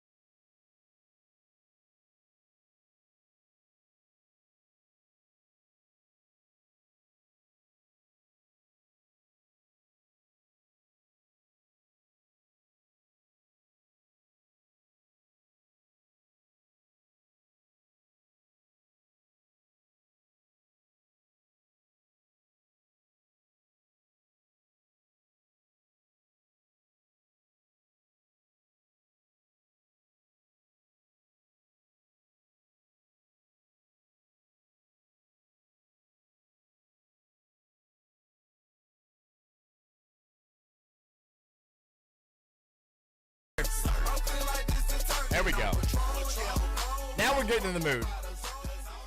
3.5 hours away from kickoff between Louisville and Clemson. Another reminder, it is a blackout tonight. The Cards are wearing the same retro throwback black uniforms that they wore for the Boston College game earlier this year. They'll obviously look a little bit better under the lights tonight. But if you are making it out to L&N Stadium, wear black, get loud, get drunk, make a difference. Let's go out there and let's keep this season together and then see where the chips fall this weekend. Mike Rutherford, Roman Kelly here with you on a Friday edition of the show. We'll have Keith Wynn on in about half an hour to talk about this Clemson game. He'll break down what he's seen from the Tigers so far this season and tell you what to be worried about and what not to be worried about. But until then, more from you guys on the Game Day Men's Health text line. We also have a basketball game tomorrow that we have not talked about at all. We'll discuss Ohio very briefly later in the show. But for the most part, the focus will remain on this week's football. I mean, let's just call it what it is, Roman. We've had a good year so far. 7-2, number 20 in the country. We've been, the big win over Miami. If you lose this one, most people's focus just goes to, all right, we got to beat Kentucky, but I'm kind of on to basketball. Don't we think that's fair? Probably. Some fans kind of already there. I'm not saying it's right. I'm not saying it's what I'm going to do. I'm not saying it's what Roman's going to do or what any of you listening are going to do. But we all know there will be a heavy contingent of this fan base that is like, have you seen this basketball team? Basketball's back. We beat Kentucky. We're ready to go. I'll watch the SMU game. I want us to go out there and beat Kentucky. But my primary focus now has shifted to the hardwood because I know that we can't have a special season in football. That's what you're fighting to avoid if you're Jeff Brom and company tonight. You want to maintain the focus of the fan base for at least the next couple of weeks and have the best crowd you can possibly have for that season finale against the Cats. You're going to have some people that check out if you lose this just one. Your fans. I mean, your current players, your that too, undecided recruits. For sure.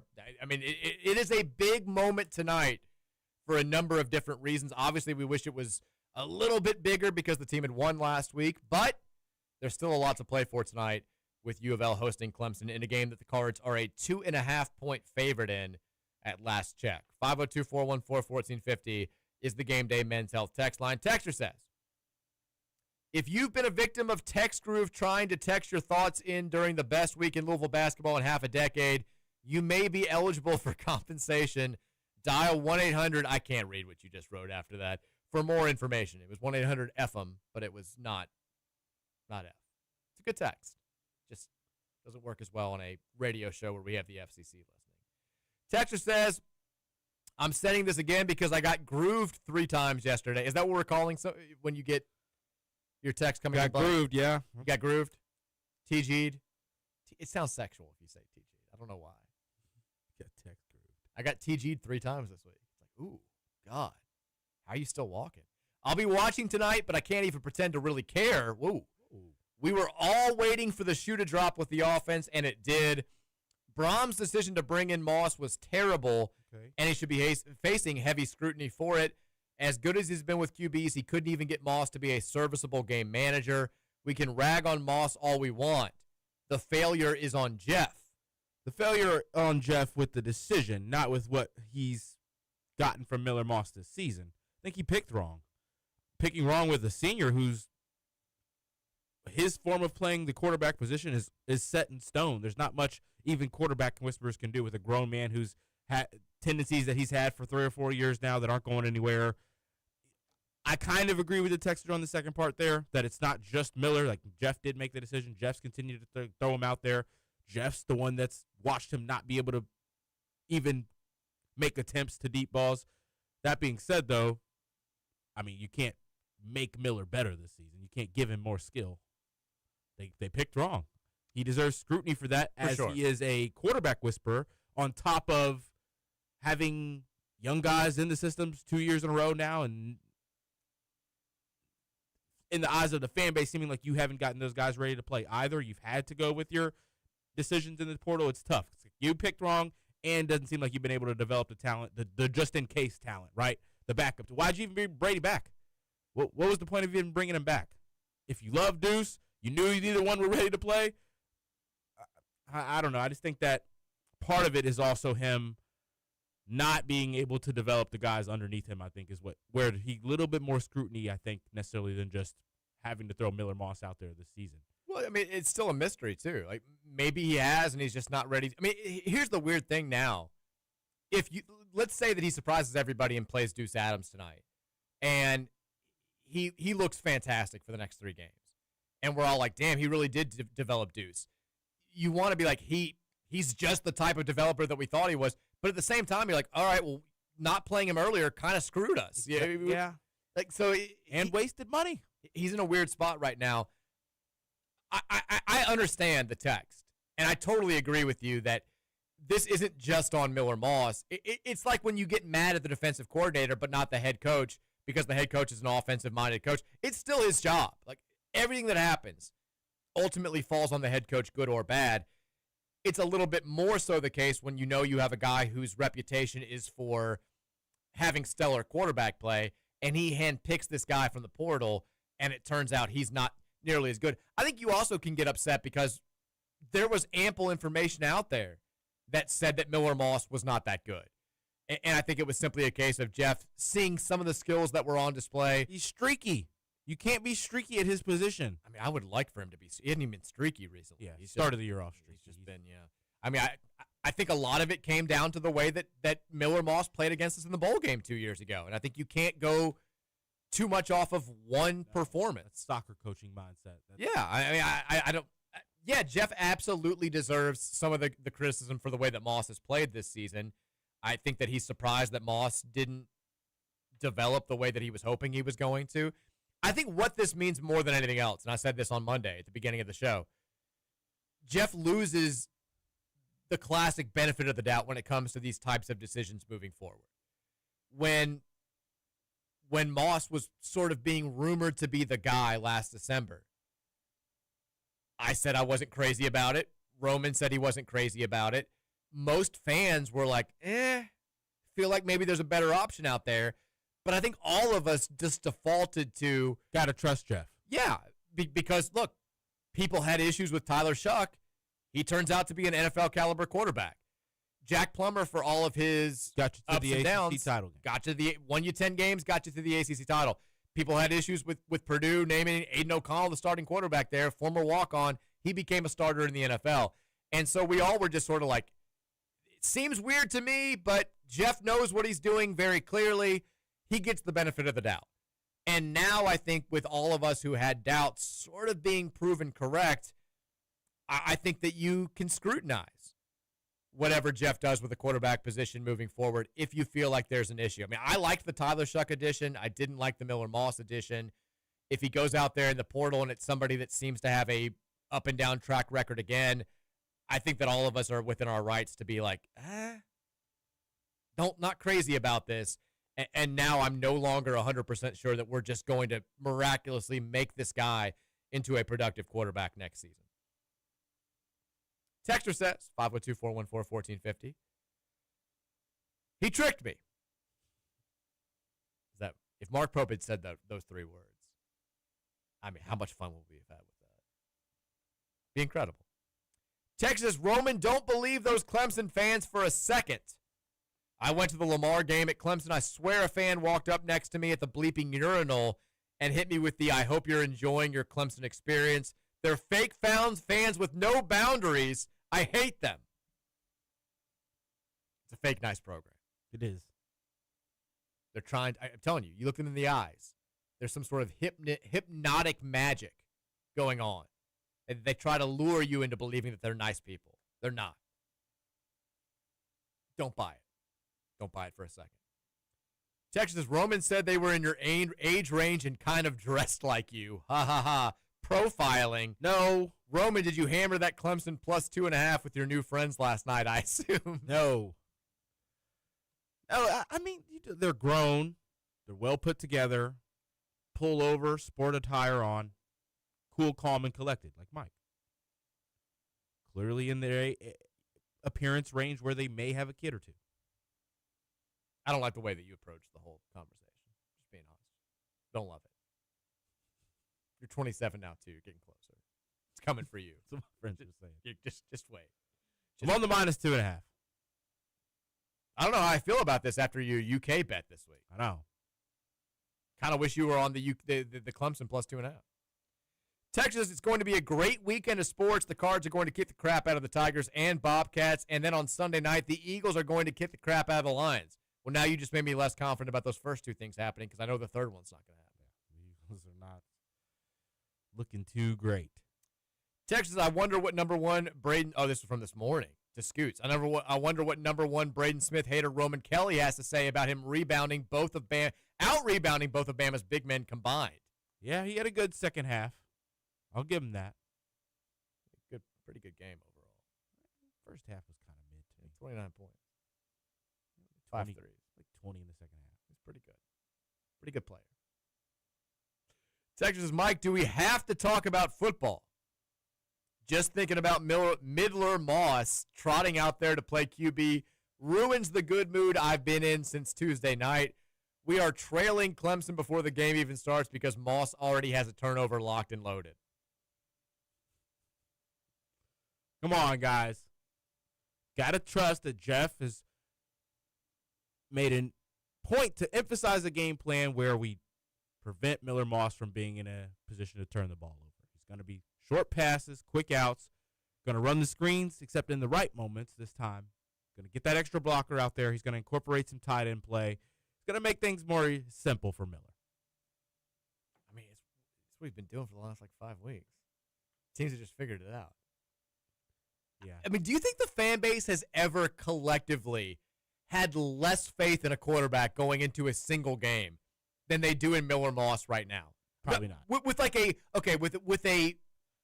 a Louisville team above 500. Yeah, with a team above 500. I mean, hell, I even go to the NFL and say no. I mean, even in the Cragthorpe years, we had Brian in the first year and Hunter Cantwell in the second year. I think the fan base felt better about both those quarterbacks going into every game than they do about Moss going into this. I think the fan. I mean, during the game last week, one of my friends texted and was like Froman or Moss, and I was like, "Give me Fro Daddy. Give me the Froster." I think Adam Froman would have had more success last week than Miller Moss did. I know Malik Cunningham would have. I think going into the games where Will Stein had to start at quarterback for us against Rutgers in consecutive years, I think we had more faith in Will. In his ability that, I honestly do not know when the last time the fan base has had this little faith going into a game in its quarterback. I hope he goes out there and tosses for 480 tonight. And we're like, once again, I'd be more mad if it happened than happy. I would love to beat Clemson, but if he goes out there and looks like freaking, vintage Teddy Bridgewater, I'm like, where the hell was this last week? Where the hell? And I'll be mad at Jeff, too. I'm like, well, why were we holding this guy in? Why weren't we letting him just rip it? I don't think that's going to happen. I think if that started, if they tried to attempt to go like that, whatever number of pass attempts it would take for him to get there, he's throwing a few of them things as well. It's impossible for him to have a good game. What is our throwing one of them things alert level for Cade Klubnik tonight? Like we said, he threw one in their first 4 games, but he's only thrown one since then. He's been pretty protective with the ball. What's our alert level? I'd sit under a 5. Okay. So Saying 50-50 just about? Yeah, just about a 50-50. I think, though, if I'm remembering, I have to go look. I don't think we're the best defense they're going to see. You think so? Better than FSU's defense has been okay. LSU's defense, not as good as we thought they were at the time, but still good. Yeah, Georgia Tech's defense is hit or miss. Kind of average, really. I'd say it's us or LSU. I think that's going to be a factor. I think that defensive line that can actually get pressure. Okay, Florida State has that, but Duke didn't have that. SMU didn't have that as much as a Florida State or we will. I really think that's going to force tougher play for Cade, so that's kind of why I'm a little bit higher than, if you look at his last 4 games and how accurate he's been, that wouldn't suggest that the thing meter should be any lot higher than about a 4, but Clev Lubin, Wes Bailey, Holloway, Hutchinson, the linebacker play, that kind of puts you up at about a 5. Okay. Excuse me. Texas says, you just said whoever is taking snaps at quarterback tonight for Louisville, what are you talking about, Mike? I think there's a potential that we see a different quarterback at some point tonight. Is that a Mike belief, or did you? No comment. Bold prediction, a player besides Miller Moss throws for a touchdown tonight for Louisville. Ooh. Texture says, It's gonna be Colin Lacey. do you guys, it might be, do you guys think the Tiger mascot will be at the game tonight? If so, who would you like to see taunted after a touchdown? I'm thinking Chris Bell. Also, could this be a new tradition in the rivalry, taunt the Tiger? I need a Duke Watson 50-yard touchdown and a taunt. Right in the Tiger's face? Right in the Tiger's face. See, I'm worried the Tiger's going to, like, overstep his boundaries because he got embarrassed last year and try to taunt Chris Bell. And then we have a Chris Bell fighting a mascot type situation, which is the last thing we need tonight. Chris Bell pulls a Cam Newton on the field. I could see Chris Bell punching the mascot. Absolutely. Would be a bad look for the program. He would be open hand. I mean, not that much better. I can definitely see a Cam Newton situation where he's like, Come on now, man. Depending on like where it happens on the field, if it'd be more than just a hit. He'd like slam him and then start just pile drives the Tiger. Start punching him in the head. Texas Lazard guy here. What's up, Lazard guy? Duke over Virginia, UNC Wake over Duke, Georgia Tech over Pitt. Just win. If those things happen, all we need is those three things and our 2 wins, and we're going to the conference championship game. Texas says, my God, Mark Pope is insufferable. No wonder he can't recruit. Poor Lamar Wilkerson. I can just imagine Pope cornering him at Keeneland with tears in his eyes, telling Lamar how much he hates to lose and how he has a therapist who is helping him deal with it, then bringing in a bunch of other old white guys who tell him how important it is to represent University of Kentucky the right way before he starts bawling his eyes out. The dude is a weirdo. Okay, do we think that the Mark Pope, little bit of whininess, little bit of weirdness that we saw in the press conference yesterday is genuinely affecting his ability to recruit? Yes. I mean, I can't see Tyron Stokes playing for that guy. That would be Tyron Stokes' team. He's not listening to the coach. I mean, He's I can shooting see any shot he wants. It's the type of situation where Mark Pope is like, everybody on the line, and Tyron Stokes is just like, no, I'm gonna be down here shooting free throws, and Pope is like, okay, all right, sorry, come on guys, let's run.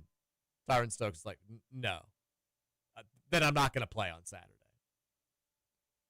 I think that's a bad situation waiting to happen. Texas Pat Kelsey's lover here.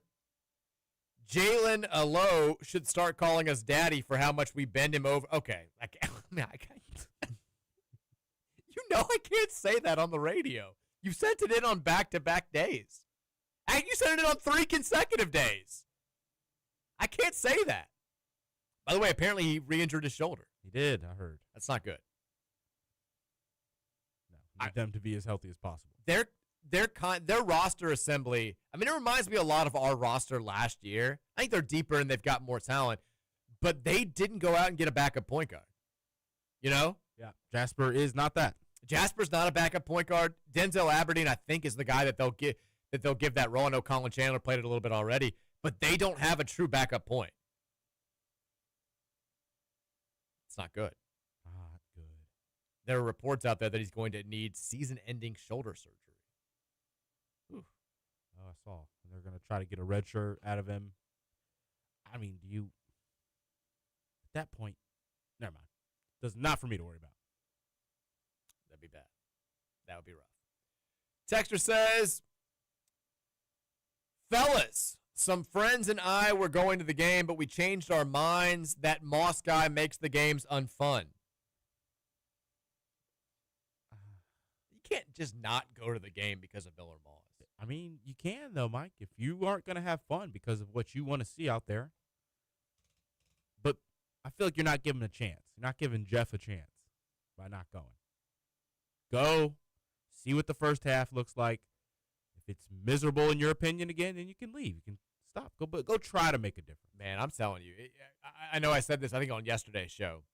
And these texts and things that I've been told personally from friends, it makes me feel even more confident about this. He's getting booed immediately. The fan base is going to be on edge when he comes out there for the first time for an offensive series.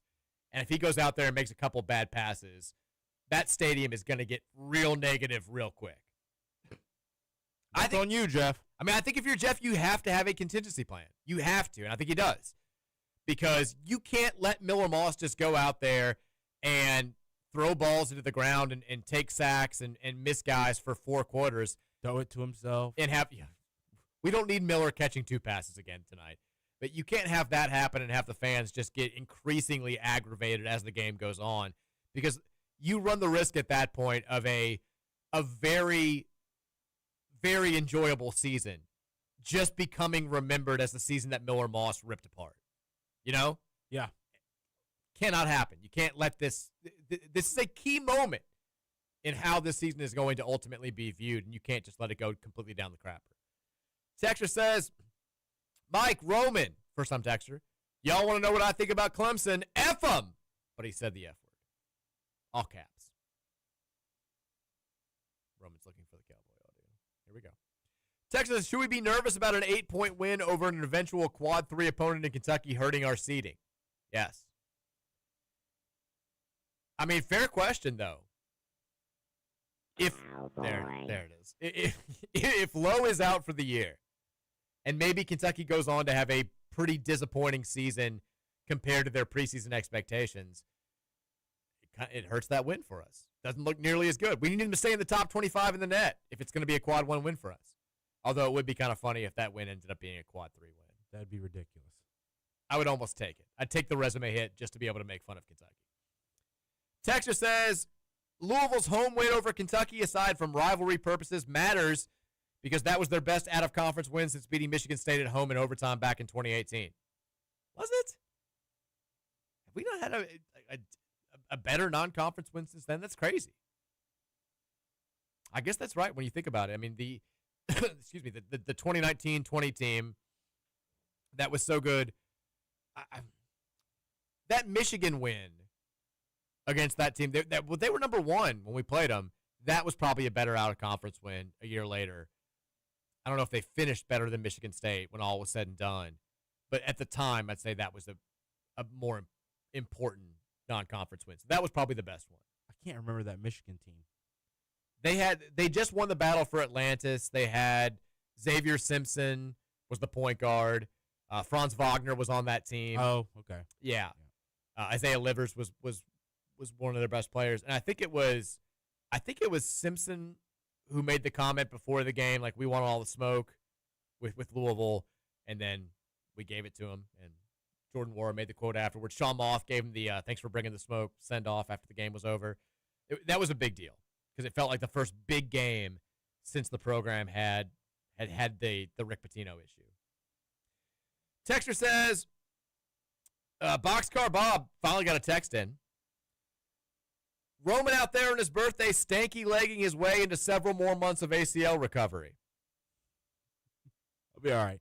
I mean, what would your doctor say about you dancing that much last night?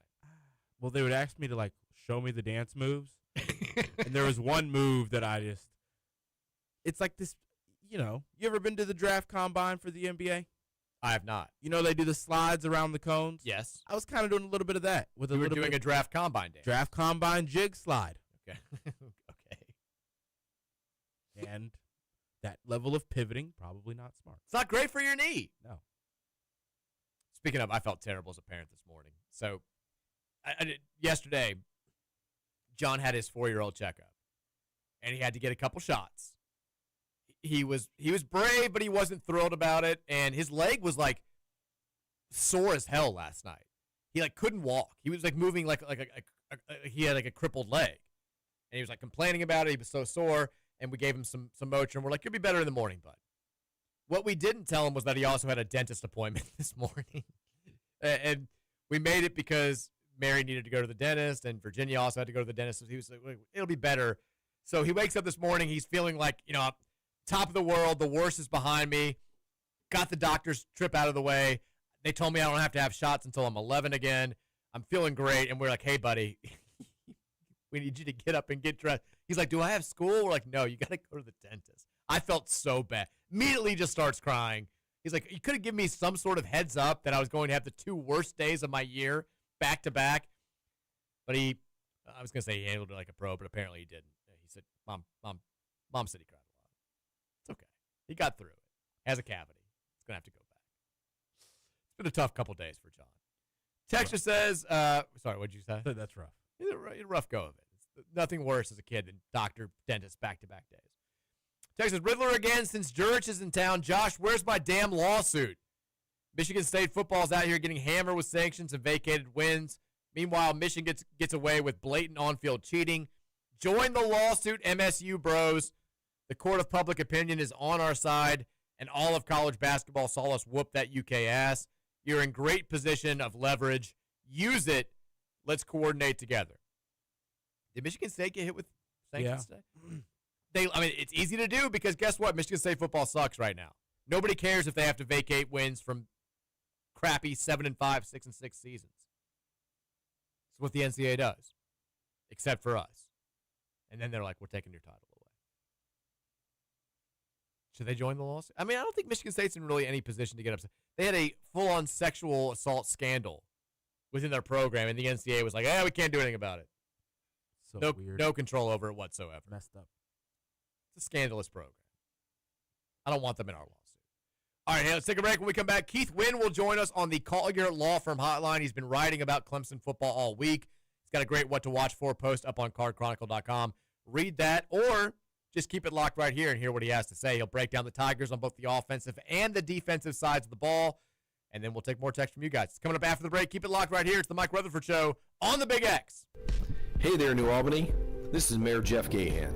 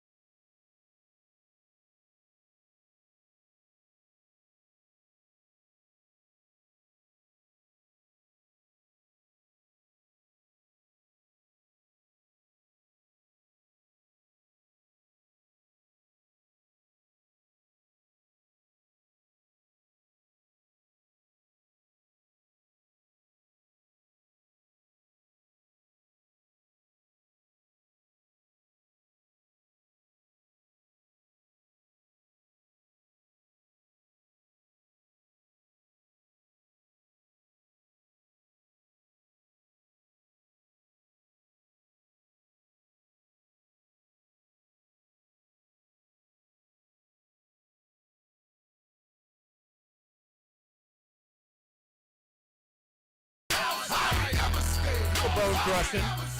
We love doing some bone crushing on a Friday. We're never scared. Attention. All right, hold on. We got to do the attention part. Third time this week, baby. There it is. Now we're feeling good. Final hour of the week here on the Mike Rutherford Show, presented by United Mechanical and Nexus Plus at 4:30 on Friday. You know what time it is. It's Keith Wynn time on the Collier Law Firm hotline, the deputy editor over there at cardchronicle.com. He's been writing about the Clemson Tigers all week. He's got a good What to Watch post for up there today. and he's going to smarten up the show now. Keith, welcome back into the show. How are you, buddy? I'm doing fantastic, man. How about yourself? Doing well. Ready for some Friday night football tonight. It's a blackout, the Louisville football team. Before we start talking about Clemson, with the loss last week against Cal, this sort of feels like a kind of keeping things together type game for U of L. If you lose this one, I think you run the risk of having a tough game next week at SMU. You run the risk of losing against Kentucky. Maybe you lose the locker room a little bit. It feels, even though Louisville doesn't control its own destiny in the playoff race, it feels like there's a lot on the line tonight for the Cards, Keith. Yeah, absolutely. I would say this is the biggest game of the year at this point now. I think you kind of nailed it with there's the potential of everything falling off if, you go out and lose tonight. Going down to Dallas next week to play a good SMU team, that's tough, to know what's going to be the outcome there. Obviously, UK is playing much better right now than they were early in the season. And you go, if you end up in a spot where you lose out, so to speak, say you lose these next 3 games, that's tough. I don't know how you really sell that as a positive season with how things started off and the opportunity that was in front of them up until last week. So, yeah, I think it's a very big game, especially because of the simple fact that, there's unknown of what happens if things go poorly, how things go for Jeff Brom in the offseason, how he gets things back on track. The roster has a lot of turnover coming. So you want to be able to go out there, win this game, and finish strong because the opportunity is still there for them to still make the ACC championship if things can kind of go their way outside of this game. There's a ton of negativity right now surrounding the quarterback position. We were talking about it. I don't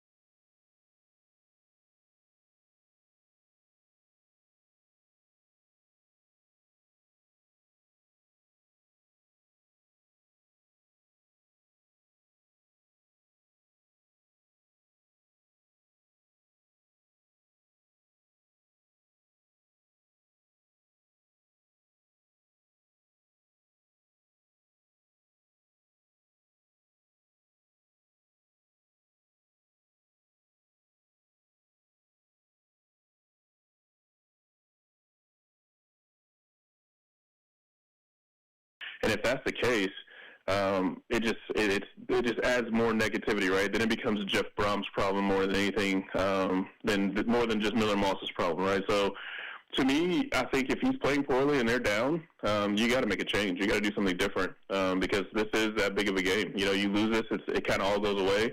You win it, you still have a chance. So you have to have the mindset of playing the guy that's going to give you the best chance to win. And right now, Miller Moss is not playing at that level. If you have to guess, just based on what we've seen from, because I think we're all in the same boat where it's like, hey, even if I say I would start Miller, I'm not letting him make it past the first quarter if he's out there bouncing 10-yard passes and looking like he's got no confidence. If you have to guess, what do you think we see at the quarterback position tonight? I would be surprised if we don't see the Deuce Adams package that they've kind of thrown out there a little bit with him running the ball and maybe give him an opportunity to throw a pass or two. I think that probably comes out early. I think that if Louisville's down 2 touchdowns at any point in the first half, I think you got to make a change because at that point you have to have a guy that you at least feel confident enough to bring you back. And the Miller Moss play is not just about the 10-yard bounce pass, things like that. It's the interceptions, and it's how bad those interceptions are. That when you're down and he's pressing and you have to throw the ball more, you're just putting him in another position to throw an interception. And so to me, that's the biggest concern because you're not going to get any worse than that, right? If you bring in a young quarterback and they struggle, the worst they can do is do what Miller Moss is already doing. So to me, I think you get Deuce Adams in the game early.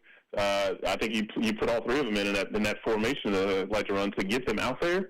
And I think you do have something for Deuce Adams to be able to run, pass option kind of thing. And then if it's working, you can mix it in, and maybe that helps Miller Moss. And then if he starts playing poorly in Miller Moss, then you already have Deuce Adams already in the groove of the game. But yeah, it's time for something to come from the quarterback position, or for Jeff to make something come from the quarterback position. Looking at Clemson now, everybody knows the season hasn't gone well for them. They're 4-5 overall, but the offensive numbers were abysmal through the first month of the season. Over the last 5 games, they've averaged about 35 points per game. It looks like Klubnik's playing better. They lost a big-time talent at wide receiver in Wesco. What's been the biggest difference for them in the last 5 games compared to the first 4 games offensively?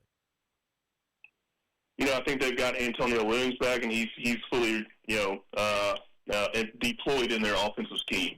So, we've all watched Clemson for the last 10 years or so in the ACC, and they like these quick, short passes on the outside. They've done it a lot, even when they change offense coordinators. Antonio Williams is their quick slot guy that they like to get in those routes, but they've really started getting him involved in the entire offense, throwing the ball to him down the field, things like that. Wesco was playing out of his mind. That's a huge loss for them. But I think T.J. Moore, their other outside receiver, has stepped up a little bit.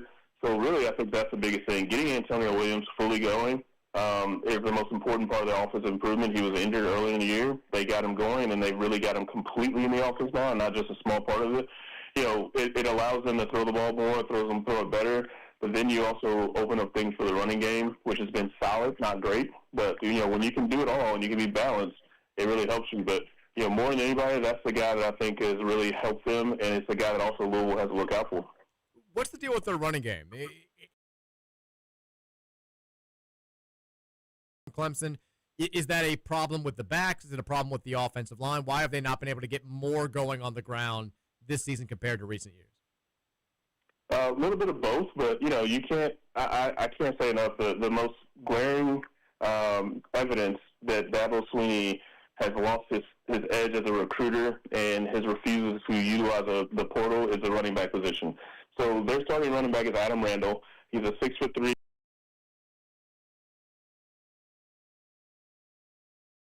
because he wanted to get a better, get more snaps and find a way on the field, moved to running back, and now he's their running back. Clemson is a program that should not have to move a guy who's never been a running back in his life to running back and then him be the key guy. But they haven't really recruited well at that position. They haven't really. They didn't utilize the portal, obviously, and so their backs are not. He's not a bad player. I don't want to say that. He runs hard. He gets an open field. Obviously, he's a great runner. He's just not a running back. So hitting the right hole, knowing how to make guys miss in small spaces is not really where he wins. So he struggles, and then their offensive line has been playing really poorly. For a team with so many guys coming back, so many veteran guys on the offensive line, so many high-level recruits, the guys that were supposed to be on their way to the NFL, they've struggled really, really badly outside of right tackle, where Blake Miller has been outstanding. But on the left side, they've actually adjusted. They have a true freshman starting at left guard or left tackle now. They've played well the last couple weeks, and so that's something to look out for as well. Can Louisville take advantage of that, or has Clemson fixed their offensive line issues with the changes they've made? We're talking with Keith Wynn here on the Collier Law Firm Hotline. One of the things that stood out to me in going back and looking at last year's game a little bit, and I rewatched it over the summer, but Klubnik threw the ball 56 times in that game and only averaged 4.1 yards per completion. 56 throws, 33 completions, just 228 yards, 1 touchdown, no interception. Louisville did a really good job at keeping everything in front of them. What do you think what do you expect to see from Clemson's passing attack tonight? We know they love those quick outside hitters, but in addition to that, do you think you see them try to take more shots against the Louisville secondary this season than we did a year ago? Yeah, I think so to a degree. I think losing Wesco is a huge factor. He's their big play guy. He's an outstanding receiver. T.J. Moore is very great as well.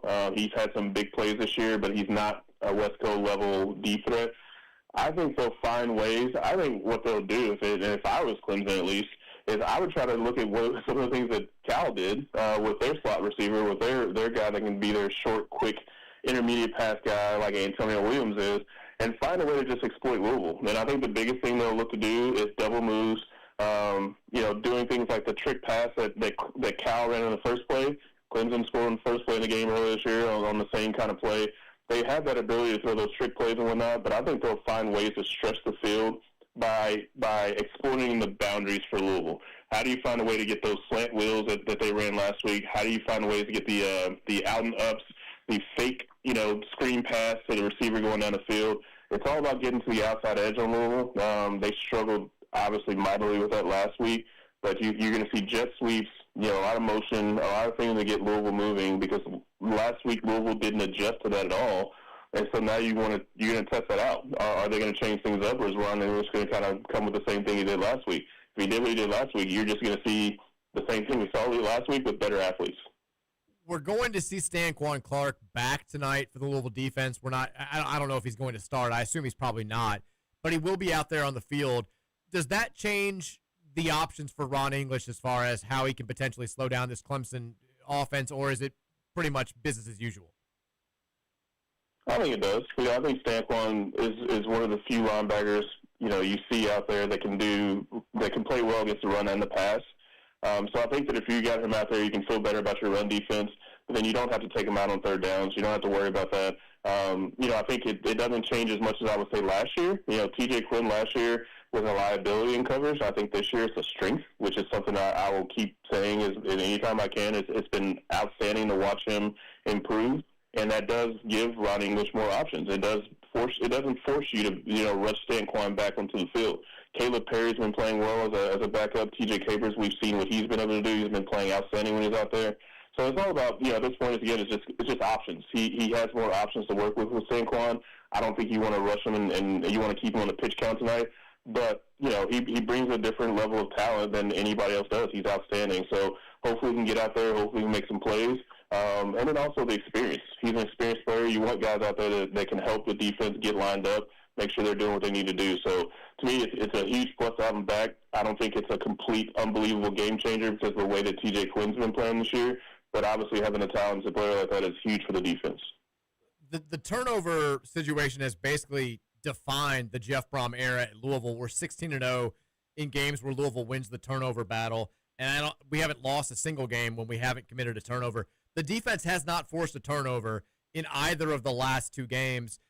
You've also seen the sack numbers dwindle pretty significantly over the last few weeks. This is a team in Clemson that's going to have a lot of drop-back passing. What do we need to do to dial up the pass rush? Do you get more exotic, or is this more of an opportunity than the last couple of weeks have been? How does Louisville's pass rush get going in this game? It's a great question. It's a really tough answer because I think the only thing you can do is be more exotic. That's a perfect word for it. I think teams have kind of figured out the pressures that Louisville likes to bring. When they've brought 5 and 6 guys over the last couple of weeks, it just has not worked. They're not getting home. Last week they had one sack off of a straight pass rush where a guy actually put a move on a guy and made something happen. A.J. Green had a nice bull rush early in the game. But you don't have that creativity on the pass rushing side where guys are beating guys one-on-one like you want them to, which means you have to bring pressure, which when they have, it just hasn't worked. And so it's definitely something that is it's I don't want to say alarming, but it's definitely a big flag to me as the season has gone on, because those pressures that they're getting, they're still getting a good amount of pressure on the quarterback. They're not forcing turnovers off those pressures like they were earlier in the season. Carson Beck was getting rushed. He was throwing the ball because he was under pressure, and guys were taking advantage of those opportunities. That's not happening over the last couple of weeks against, Grayson James, who's a quarterback who's, not a top-level quarterback, had some issues, but then you get to, Kyron Jones, and you get to JKS last week. These are guys that love to turn the ball over, and Louisville really didn't get the turnovers that you really expect them to, and it's because they're not getting sacks. They're not putting the offense in long yardage situations like you need them to, and so that's what needs to happen this week, and that's one of the things that happened last year that with Clemson, they really got pressure on K. Klubnik, and then they kept the top on the defense. So everything was underneath, everything was short, and then they wouldn't make the tackle. Last week, they were not able to do that, and so that was a big part of why while Cal was able to throw the ball like they were, you can't let that happen this week. They got to find a way to get home with the pass rush. It also seems like Klubnik, when you go back and look at when he's been at his worst, he can throw the ball fairly well on the run, but it does seem like most of his errors this season, especially at the beginning when he threw picks in 4 consecutive games, were all plays where teams were able to get him out of the pocket, get him frazzled a little bit. I think that's every quarterback, but it does seem like Klubnik's the type of guy who, if you're not getting him out of the pocket, if you're not getting him uncomfortable, he's about 3 times as effective as he is when you're rattling him a little bit. Yeah, I think he's really poor in a scramble drill. So you look at some other quarterbacks, they might not be great on the run, they might not be all that do all that well in those situations, but between them and their wide receivers, they usually can make things happen to a certain degree. Clemson and Kay Klubnik struggle in that setting very much so. And I don't really know why. I don't know if it's just because their route combinations are very complex. I have no clue. But when he gets on the move, you can see that he's always looking for someone, and it rarely happens that someone is there for him to throw the ball to. I think he just, from his standpoint, he has to improve on that aspect of, at that point, you got to just, take it and run. And I think that's one thing that I'm very shocked from his standpoint he hasn't gotten better with as his career's progressed, because he's a very, very good runner in the open field. He can make things happen with his legs. Sometimes he just tends to want to make the pass instead of just taking what he can get.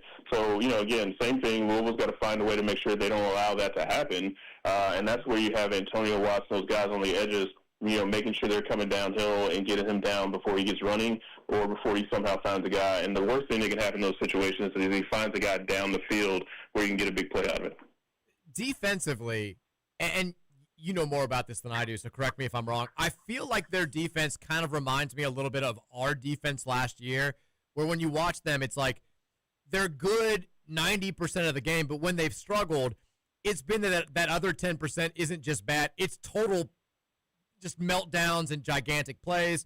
Duke hit them for a ton of explosive plays, but they've also had a handful of games. I mean, they've held 3 of their last 5 opponents to 10 total points, but when they do mess up, it's typically gigantic explosive plays on passes down the field.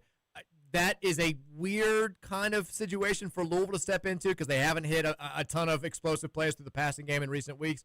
But is that about right from what you've seen with Clemson this year? Yeah, I think their biggest issue is that it's similar to Cal's defense in the sense that their outside secondary guys are great and everybody else is either average or bad.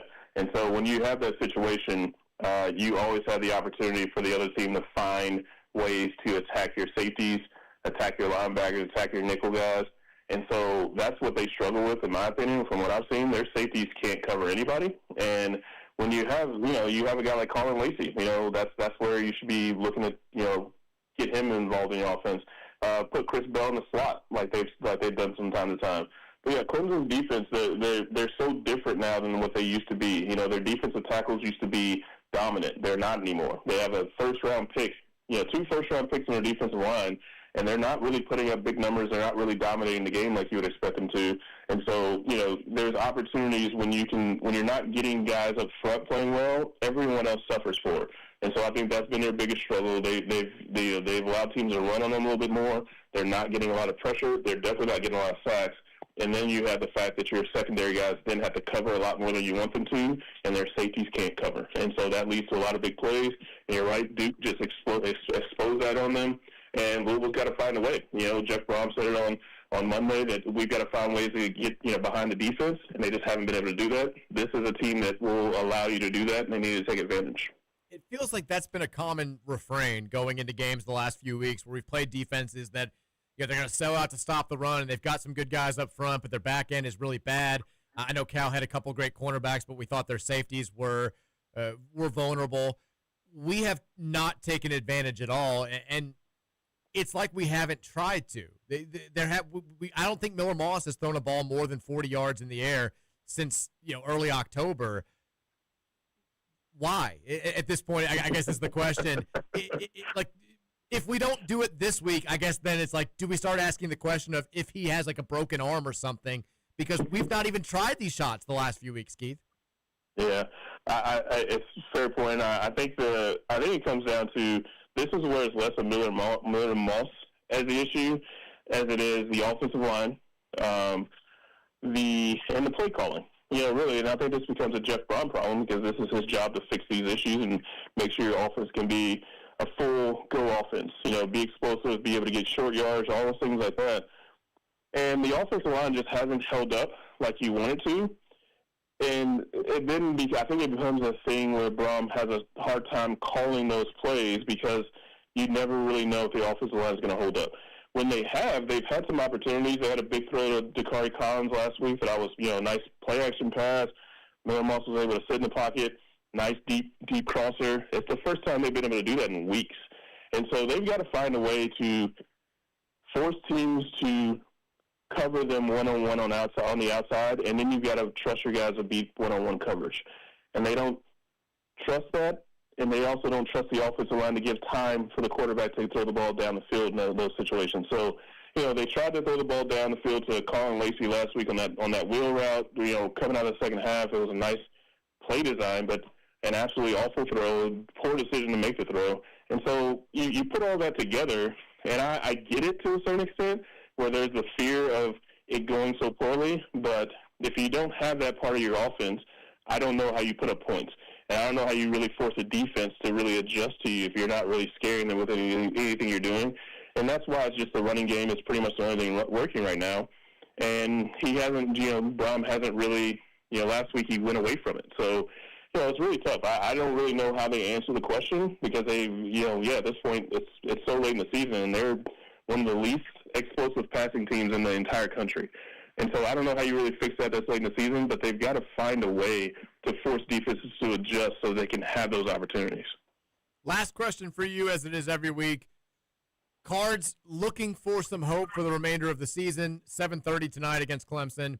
What's the biggest reason for optimism for Louisville fans going into this game, and what's the biggest reason for concern going into this game? I'd say the most optimistic thing is that Clemson's defense isn't what it used to be. Giving up 46 points to Duke makes me feel that Louisville can do the same, and it's all about whether or not they lean on the running game like they should have last week. So I'm optimistic that the offense can get something going if they actually do run the ball like they should.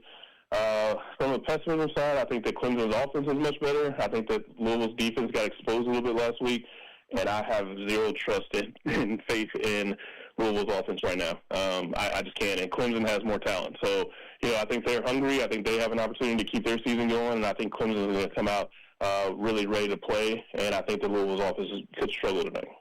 All right, there he is, Keith Wynn on the Call Your Law Firm hotline, breaking down the Clemson Tigers as he does every week. We'll talk to him next Friday about SMU. As always, Keith, enjoy the football this weekend, man, and we'll talk to you a week from today. I really appreciate it, bud. All right, there's Keith Wynn.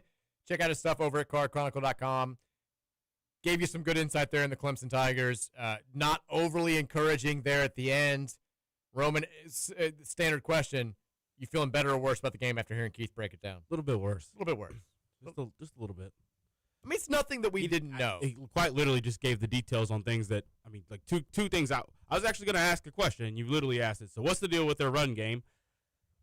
I do think that that's one thing, like you mentioned, we should be able to potentially take an advantage of, but they've gotten a couple of guys back, so that's why that offense has looked good. A couple offensive linemen playing better as well.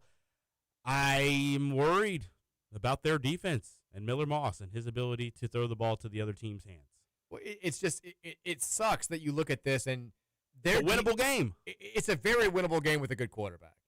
The back end of their defense has been bad all season long. They've struggled to cover. They've got, like he said, they've got good cornerbacks. Their safeties have been bad. Their linebackers have been out of position. And teams that have had good passing attacks have gouged them. Unfortunately, we don't have a good passing attack. And they're pretty good at stopping the short passing game, but they are terrible at trying to keep teams from going over the top on them. We haven't completed a deep pass in like 2 months. So it's not exactly a perfect scenario for us going into this game. Don't love that build-up. This also feels like a game, and it's super weird to say, all of this offensive talent on both sides. Klubnik coming into the season like Heisman favorite. They've got good receivers, even with Wesco hurt. We've got Chris Bell. We've got Kewan Brown and Duke Watson. We've got Colin Lacey.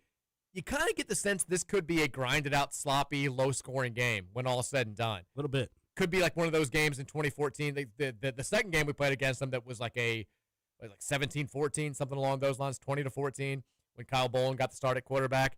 Hopefully that's not the case. Hopefully we go out there and our defense plays fantastic and the offense can play from ahead. But you can understand the lack of confidence. God, it would just be nice to have a good quarterback. It would. Every time you start thinking about, like, this team's just not that good. Or just, I know it sounds crazy. If we had a fully healthy Duke, fully healthy Isaac, fully healthy Keywan, and offensive line play like we saw in Miami, we wouldn't need Miller. I know Keywan Brown was really good last week. I know he's played very well for us. I know Duke, we've seen his ability at the end of last season.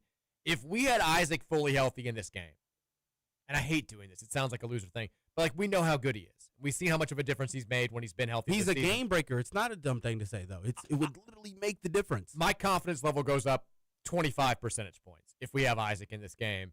And without him, it's hard. Like, you're going to have Miller Moss do something or somebody else come in and do something at quarterback.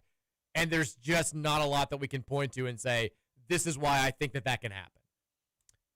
We'll take a break. When we come back, we'll give our final thoughts on Louisville versus Clemson.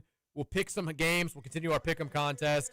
And then we'll make our final predictions for tonight's game between the Cards and the Tigers. It's the final segment of the week. It's up next here on 1450 and 96.1 The Big X.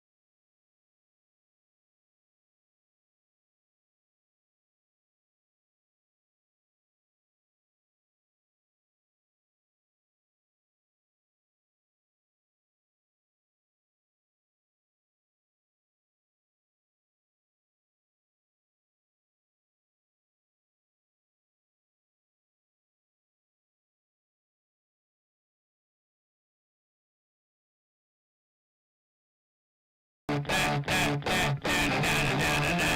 more time.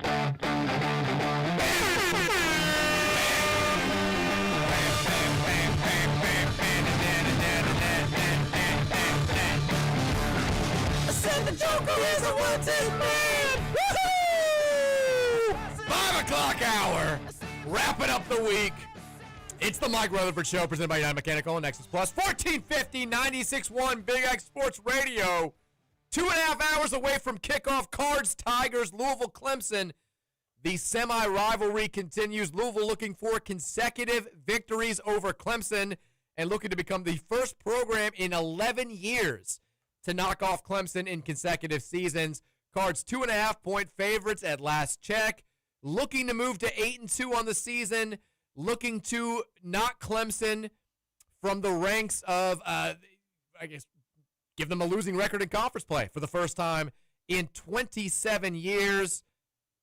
What did you just send me, Roman? We'll be simulcasting at 6 o'clock, though. Now. Oh, so we're not on 970 right now. But they'll replay our last 30 minutes on the start of the other broadcast. If you're listening to this at 6 o'clock, you're welcome. That's what we'll say, right? And go Cards. And go Cards, baby. Also, nothing that happens during the next 30 minutes is live.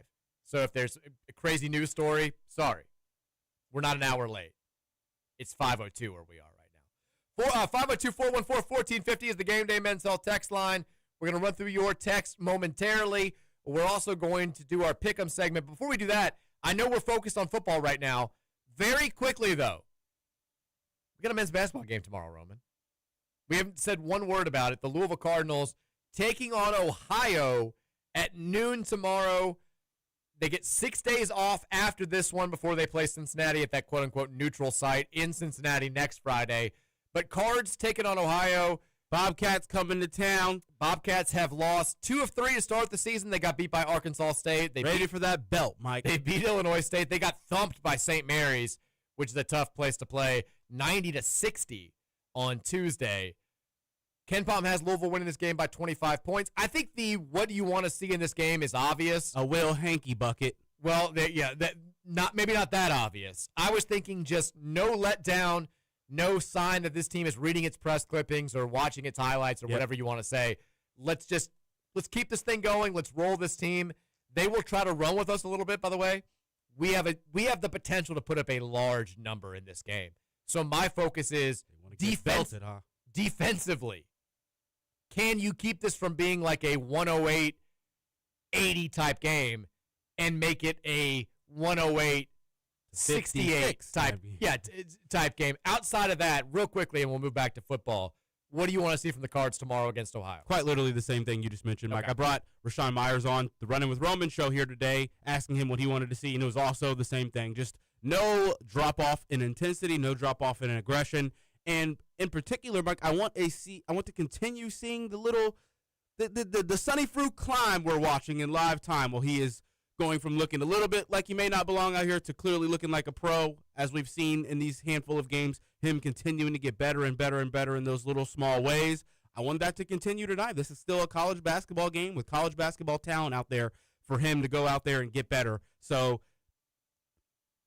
with a drop-off in talent you're going up against, I want to see an uptick in production from the front court.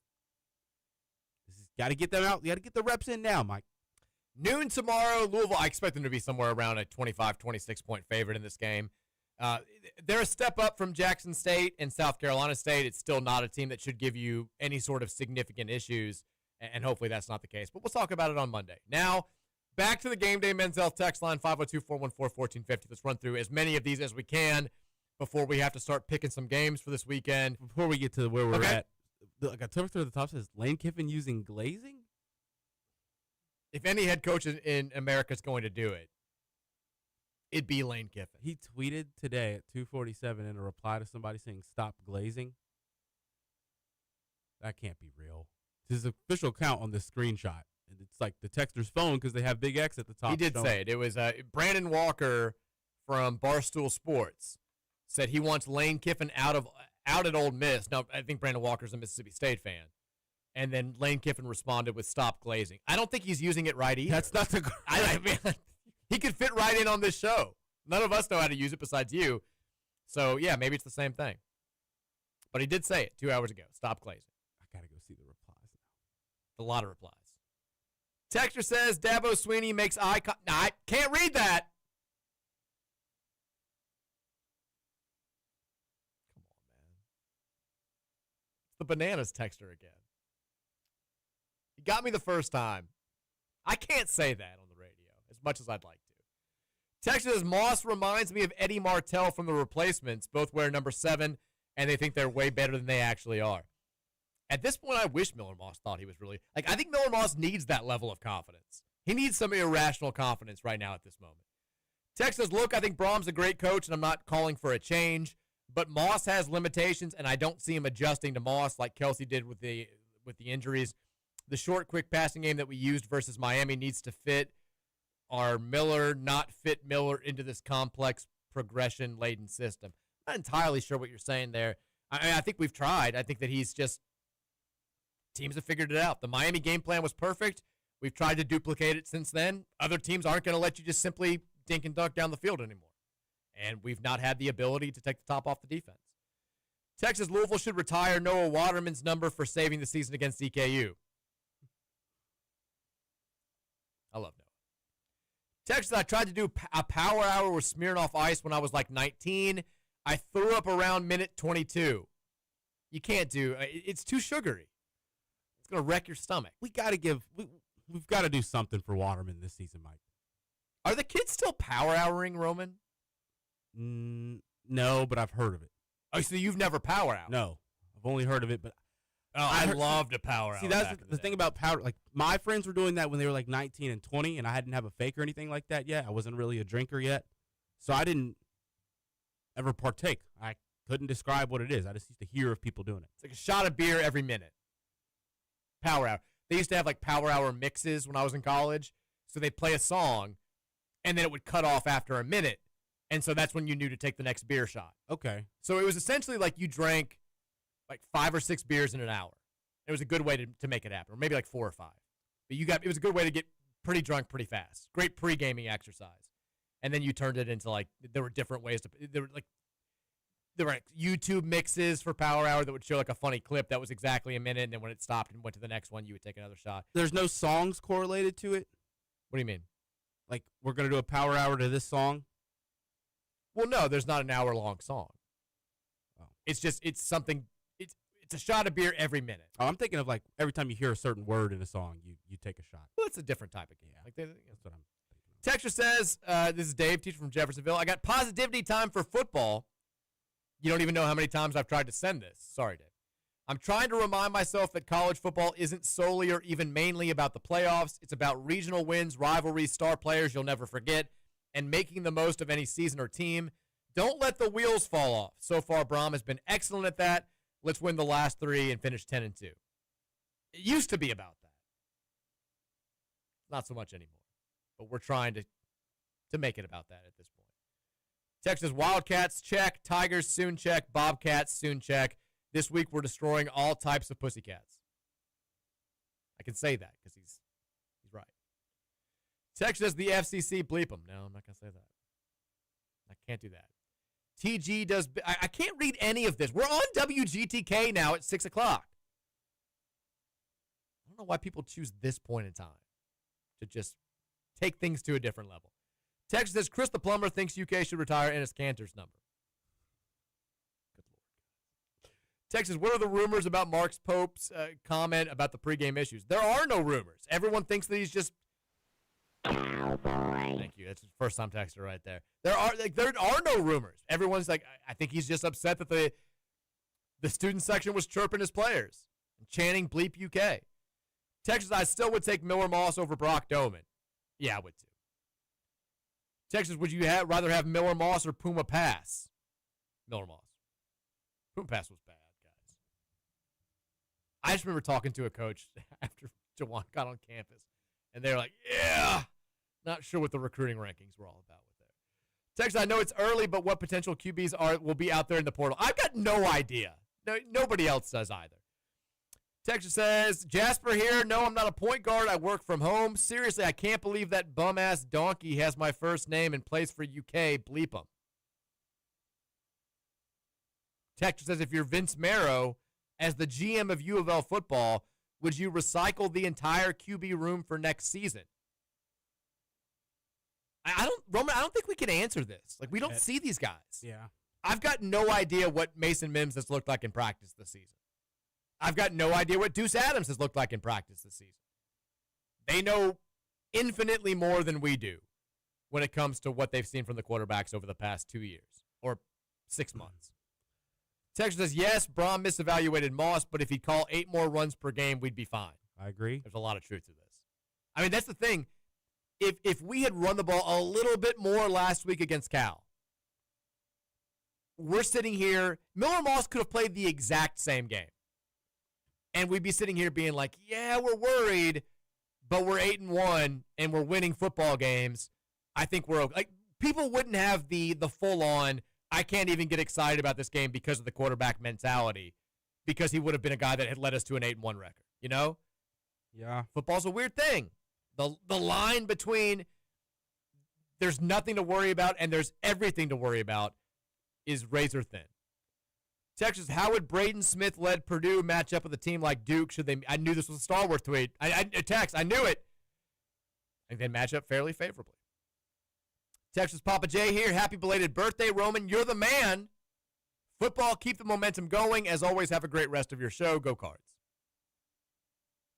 Texas Mike is the whitest person ever to swag surf in the history of humanity. Thanks, Papa J. I don't think I've ever actually swag surfed. I just do it here in studio. Stalwart, I think Duke's size could help him out. I don't know if they'd be able to really score with Purdue, but I think I like their ability to defend Purdue, if I'm being honest. I think they're both very good. It'll be a good game. Texas Mike, what is the penalty for the show if you end each game day show with an uncensored F-em? I'm sure listeners would help cover any fines. I don't think you could cover those fines. We would get fined heavily. We would not get fined. It would be off the airwaves. I would absolutely get fired. It'd be on YouTube tomorrow only. No question about it. Text says, Ron is your daddy, Dabo. I'm still terrified. You can't make a comment like that and then say you're still terrified. You can't hedge like that. Chris Plummer said, I guess this new text thing is banning conservatives. Y'all haven't read my text in quite a while. You haven't texted it in 10 days, Chris. Your last text is, these aren't blank texts. You haven't texted in since November 4th. He was also saying Kobe Rogers and Taekwon Dean look like brothers. It's weird they weren't even sending the blanks for Chris. Yeah. Texted, I just woke up from my pregame nap. No other context. Are you feeling better? Are you feeling worse? Congrats on your nap. Glad you're up in time. We're glad you're up in time. All right, Roman, you ready to pick some games? Pick them. Pick them from last week. We had 3 differences. I got 2 of them right. You got 1 of them correct, which means I went 8-2. You went 7-3. It's still anybody's game here. So you're now up 1 game lead. I'm up 1 after 110 picks. I am 79-31. You are 78-32. Chris Plummer, you said not true. Chris, I'm looking at our text history. There's nothing from your name from November 4th through November 14th. There's 1 Blake text from October 29th before that. We've got nothing else from you. Everyone else who sends in texts that aren't making it through, we see a blank text. This is nothing against you. You've got nothing coming in. Haven't seen it. Sorry. We love you. All right, let's get to it. 79-31 for me, 78-32 for you. Our high school game of the week. It is once again, as we talked about with Kent Taylor, the old rivalry, Male versus Manual in the second round of the 6A state playoffs. Now, Manual kicked the crap out of Male 2 weeks ago. Having said that, Manual for the last, 5 years has had really good seasons. They've been seen as a state championship favorite, and they've always lost in the second round of the playoffs. This has been their kryptonite over the years. Do we think it strikes again? Roman, who you got? Male, Manual. Give me Manual here. I got Manual too. I don't think it happens again. By the way, we didn't Atherton into the third round of the playoffs for like the first time ever. I think I saw. Yes, first time ever. Hammer J-Town. 7th team in the state. I saw. They might win a damn state championship this year. It's crazy. Guys done a remarkable job. We both have Manual. Give me the Crimsons. I think they win relatively handily. Wisconsin at Indiana. I believe you'll be able to hear that right here on 1450 The Big X. The Hoosiers played with fire last week. Didn't get burned. Now they're playing another team ranked very low in the Big Ten. It's the 3-6 Badgers, 1-5 in the Big Ten. Indiana's a 28.5-point favorite at home. No chance of an upset here, Roman, do you think? No chance. I do think there's a chance that they I don't know if they're going to cover that 28. I think that there's I think they play a weirdly bad game. I think they still win by 14. But I think people start talking about, well, they're not hammering guys anymore. Are we concerned at all about Indiana as a legitimate national title contender? Yeah. But it does feel at this point like they and Ohio State both are on a collision course for an undefeated Big Ten championship matchup because Purdue ain't beating Indiana next week. No chance. But I'm with you. Hoosiers win. Badgers cover. Locally, again, Conference USA, Western Kentucky, very much in the Conference USA championship race. They are 5-1 in CUSA play, 7-2 overall. They're hosting their arch rivals this weekend. It's a Middle Tennessee team that's fallen on some hard times. The Blue Raiders, 1-8 overall. They're 0-5 in CUSA. Having said that, Western's still just a 13.5-point favorite. Tops, Blue Raiders, tomorrow, 3:30 p.m. ESPN+. Who you got, Roman Kelly? Give me the Tops here, Mike. They're going to get the job done. I don't know what's maybe there's an injury that I'm not aware of. That spread seems wildly small for a 1-8 team playing a 7-2 team in a rivalry game that's played at the 7-2 team site.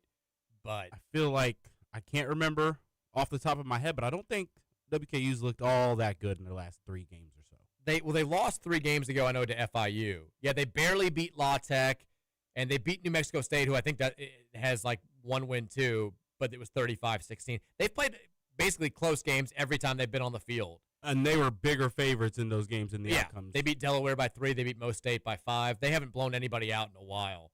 So maybe that's what it's about. Probably. I think they covered this one, though. Here's an interesting one. Kentucky. They're playing their classic bye game. It's an FCS opponent. They're riding high. They blew out Florida last week. They've won 2 straight. They're now on the verge of playing for bowl eligibility. But this isn't any old little FCS team. Tennessee Tech, 10-0 on the season going into this game at the Raj in Lexington.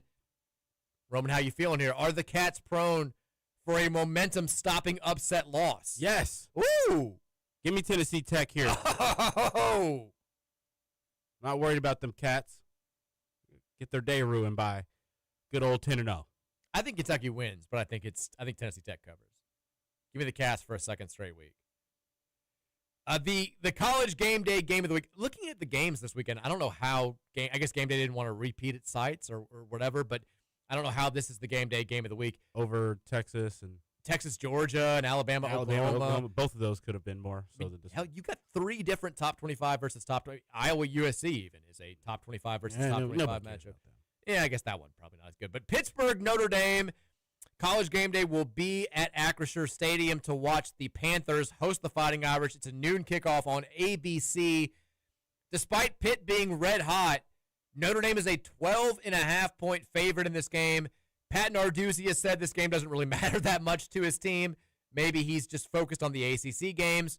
Number 9 versus number 22. Roman, who you got? I'm going Notre Dame here, but I'm going to bet that plus 12.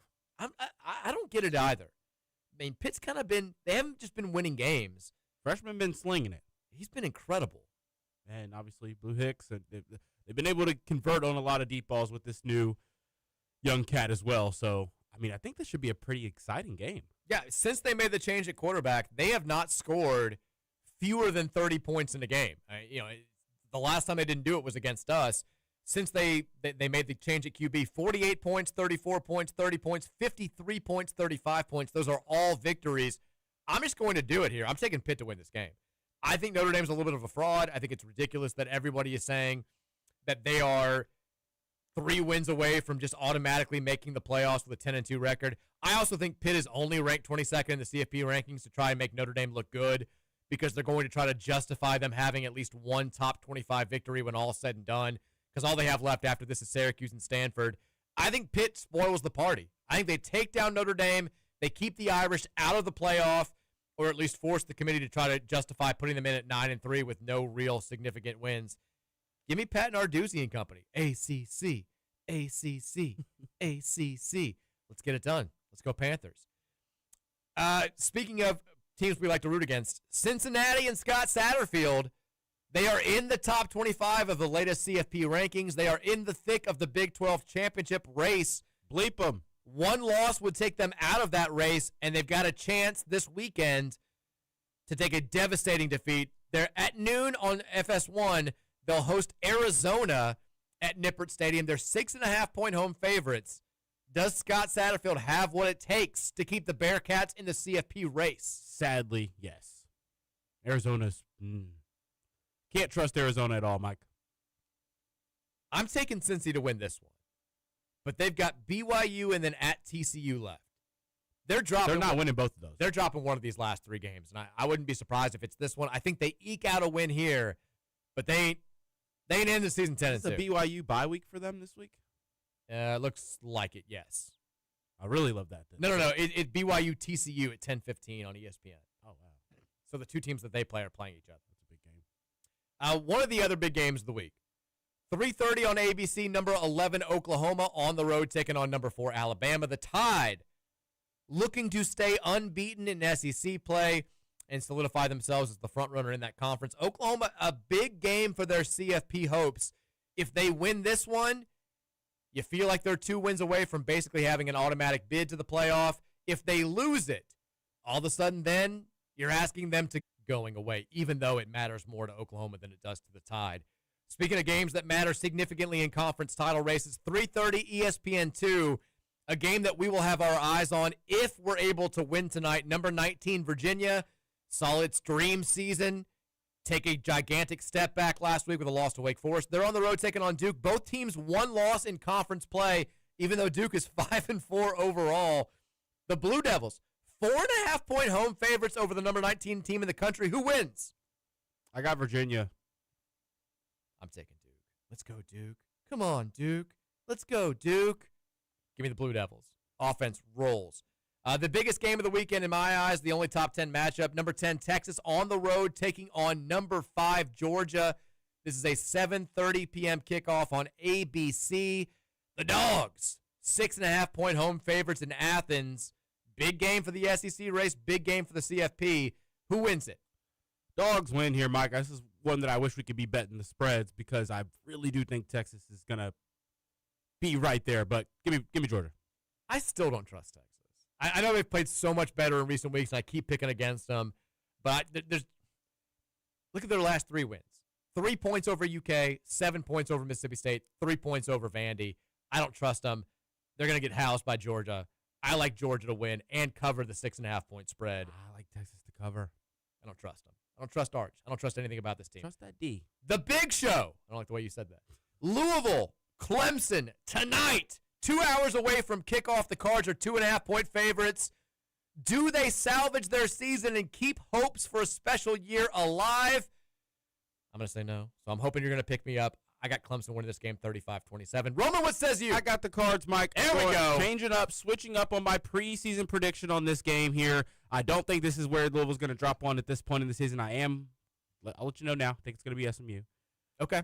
I have a weird feeling this game's going to look very, very similar to the Cal game, but the plays we need to go our way, and we are able to convert when we do need to, whether that's in the run game or Miller Moss finally doing what we need, third down situations and stuff. I think we win a crazy, ugly game. I'll give Louisville the edge here. I think we win 27-24. I will take a crazy, ugly game. I don't care about it. Let's just win.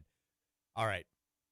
Basketball tomorrow, football tonight. We'll recap it all on Monday. Ticket punches are up next. Let's go, baby. Black out the Tigers. Let's make it 2 straight. Go Louisville. Beat Clemson. Go Cards, baby. Go Cards. The Mike Rutherford Show was brought to you by United Mechanical.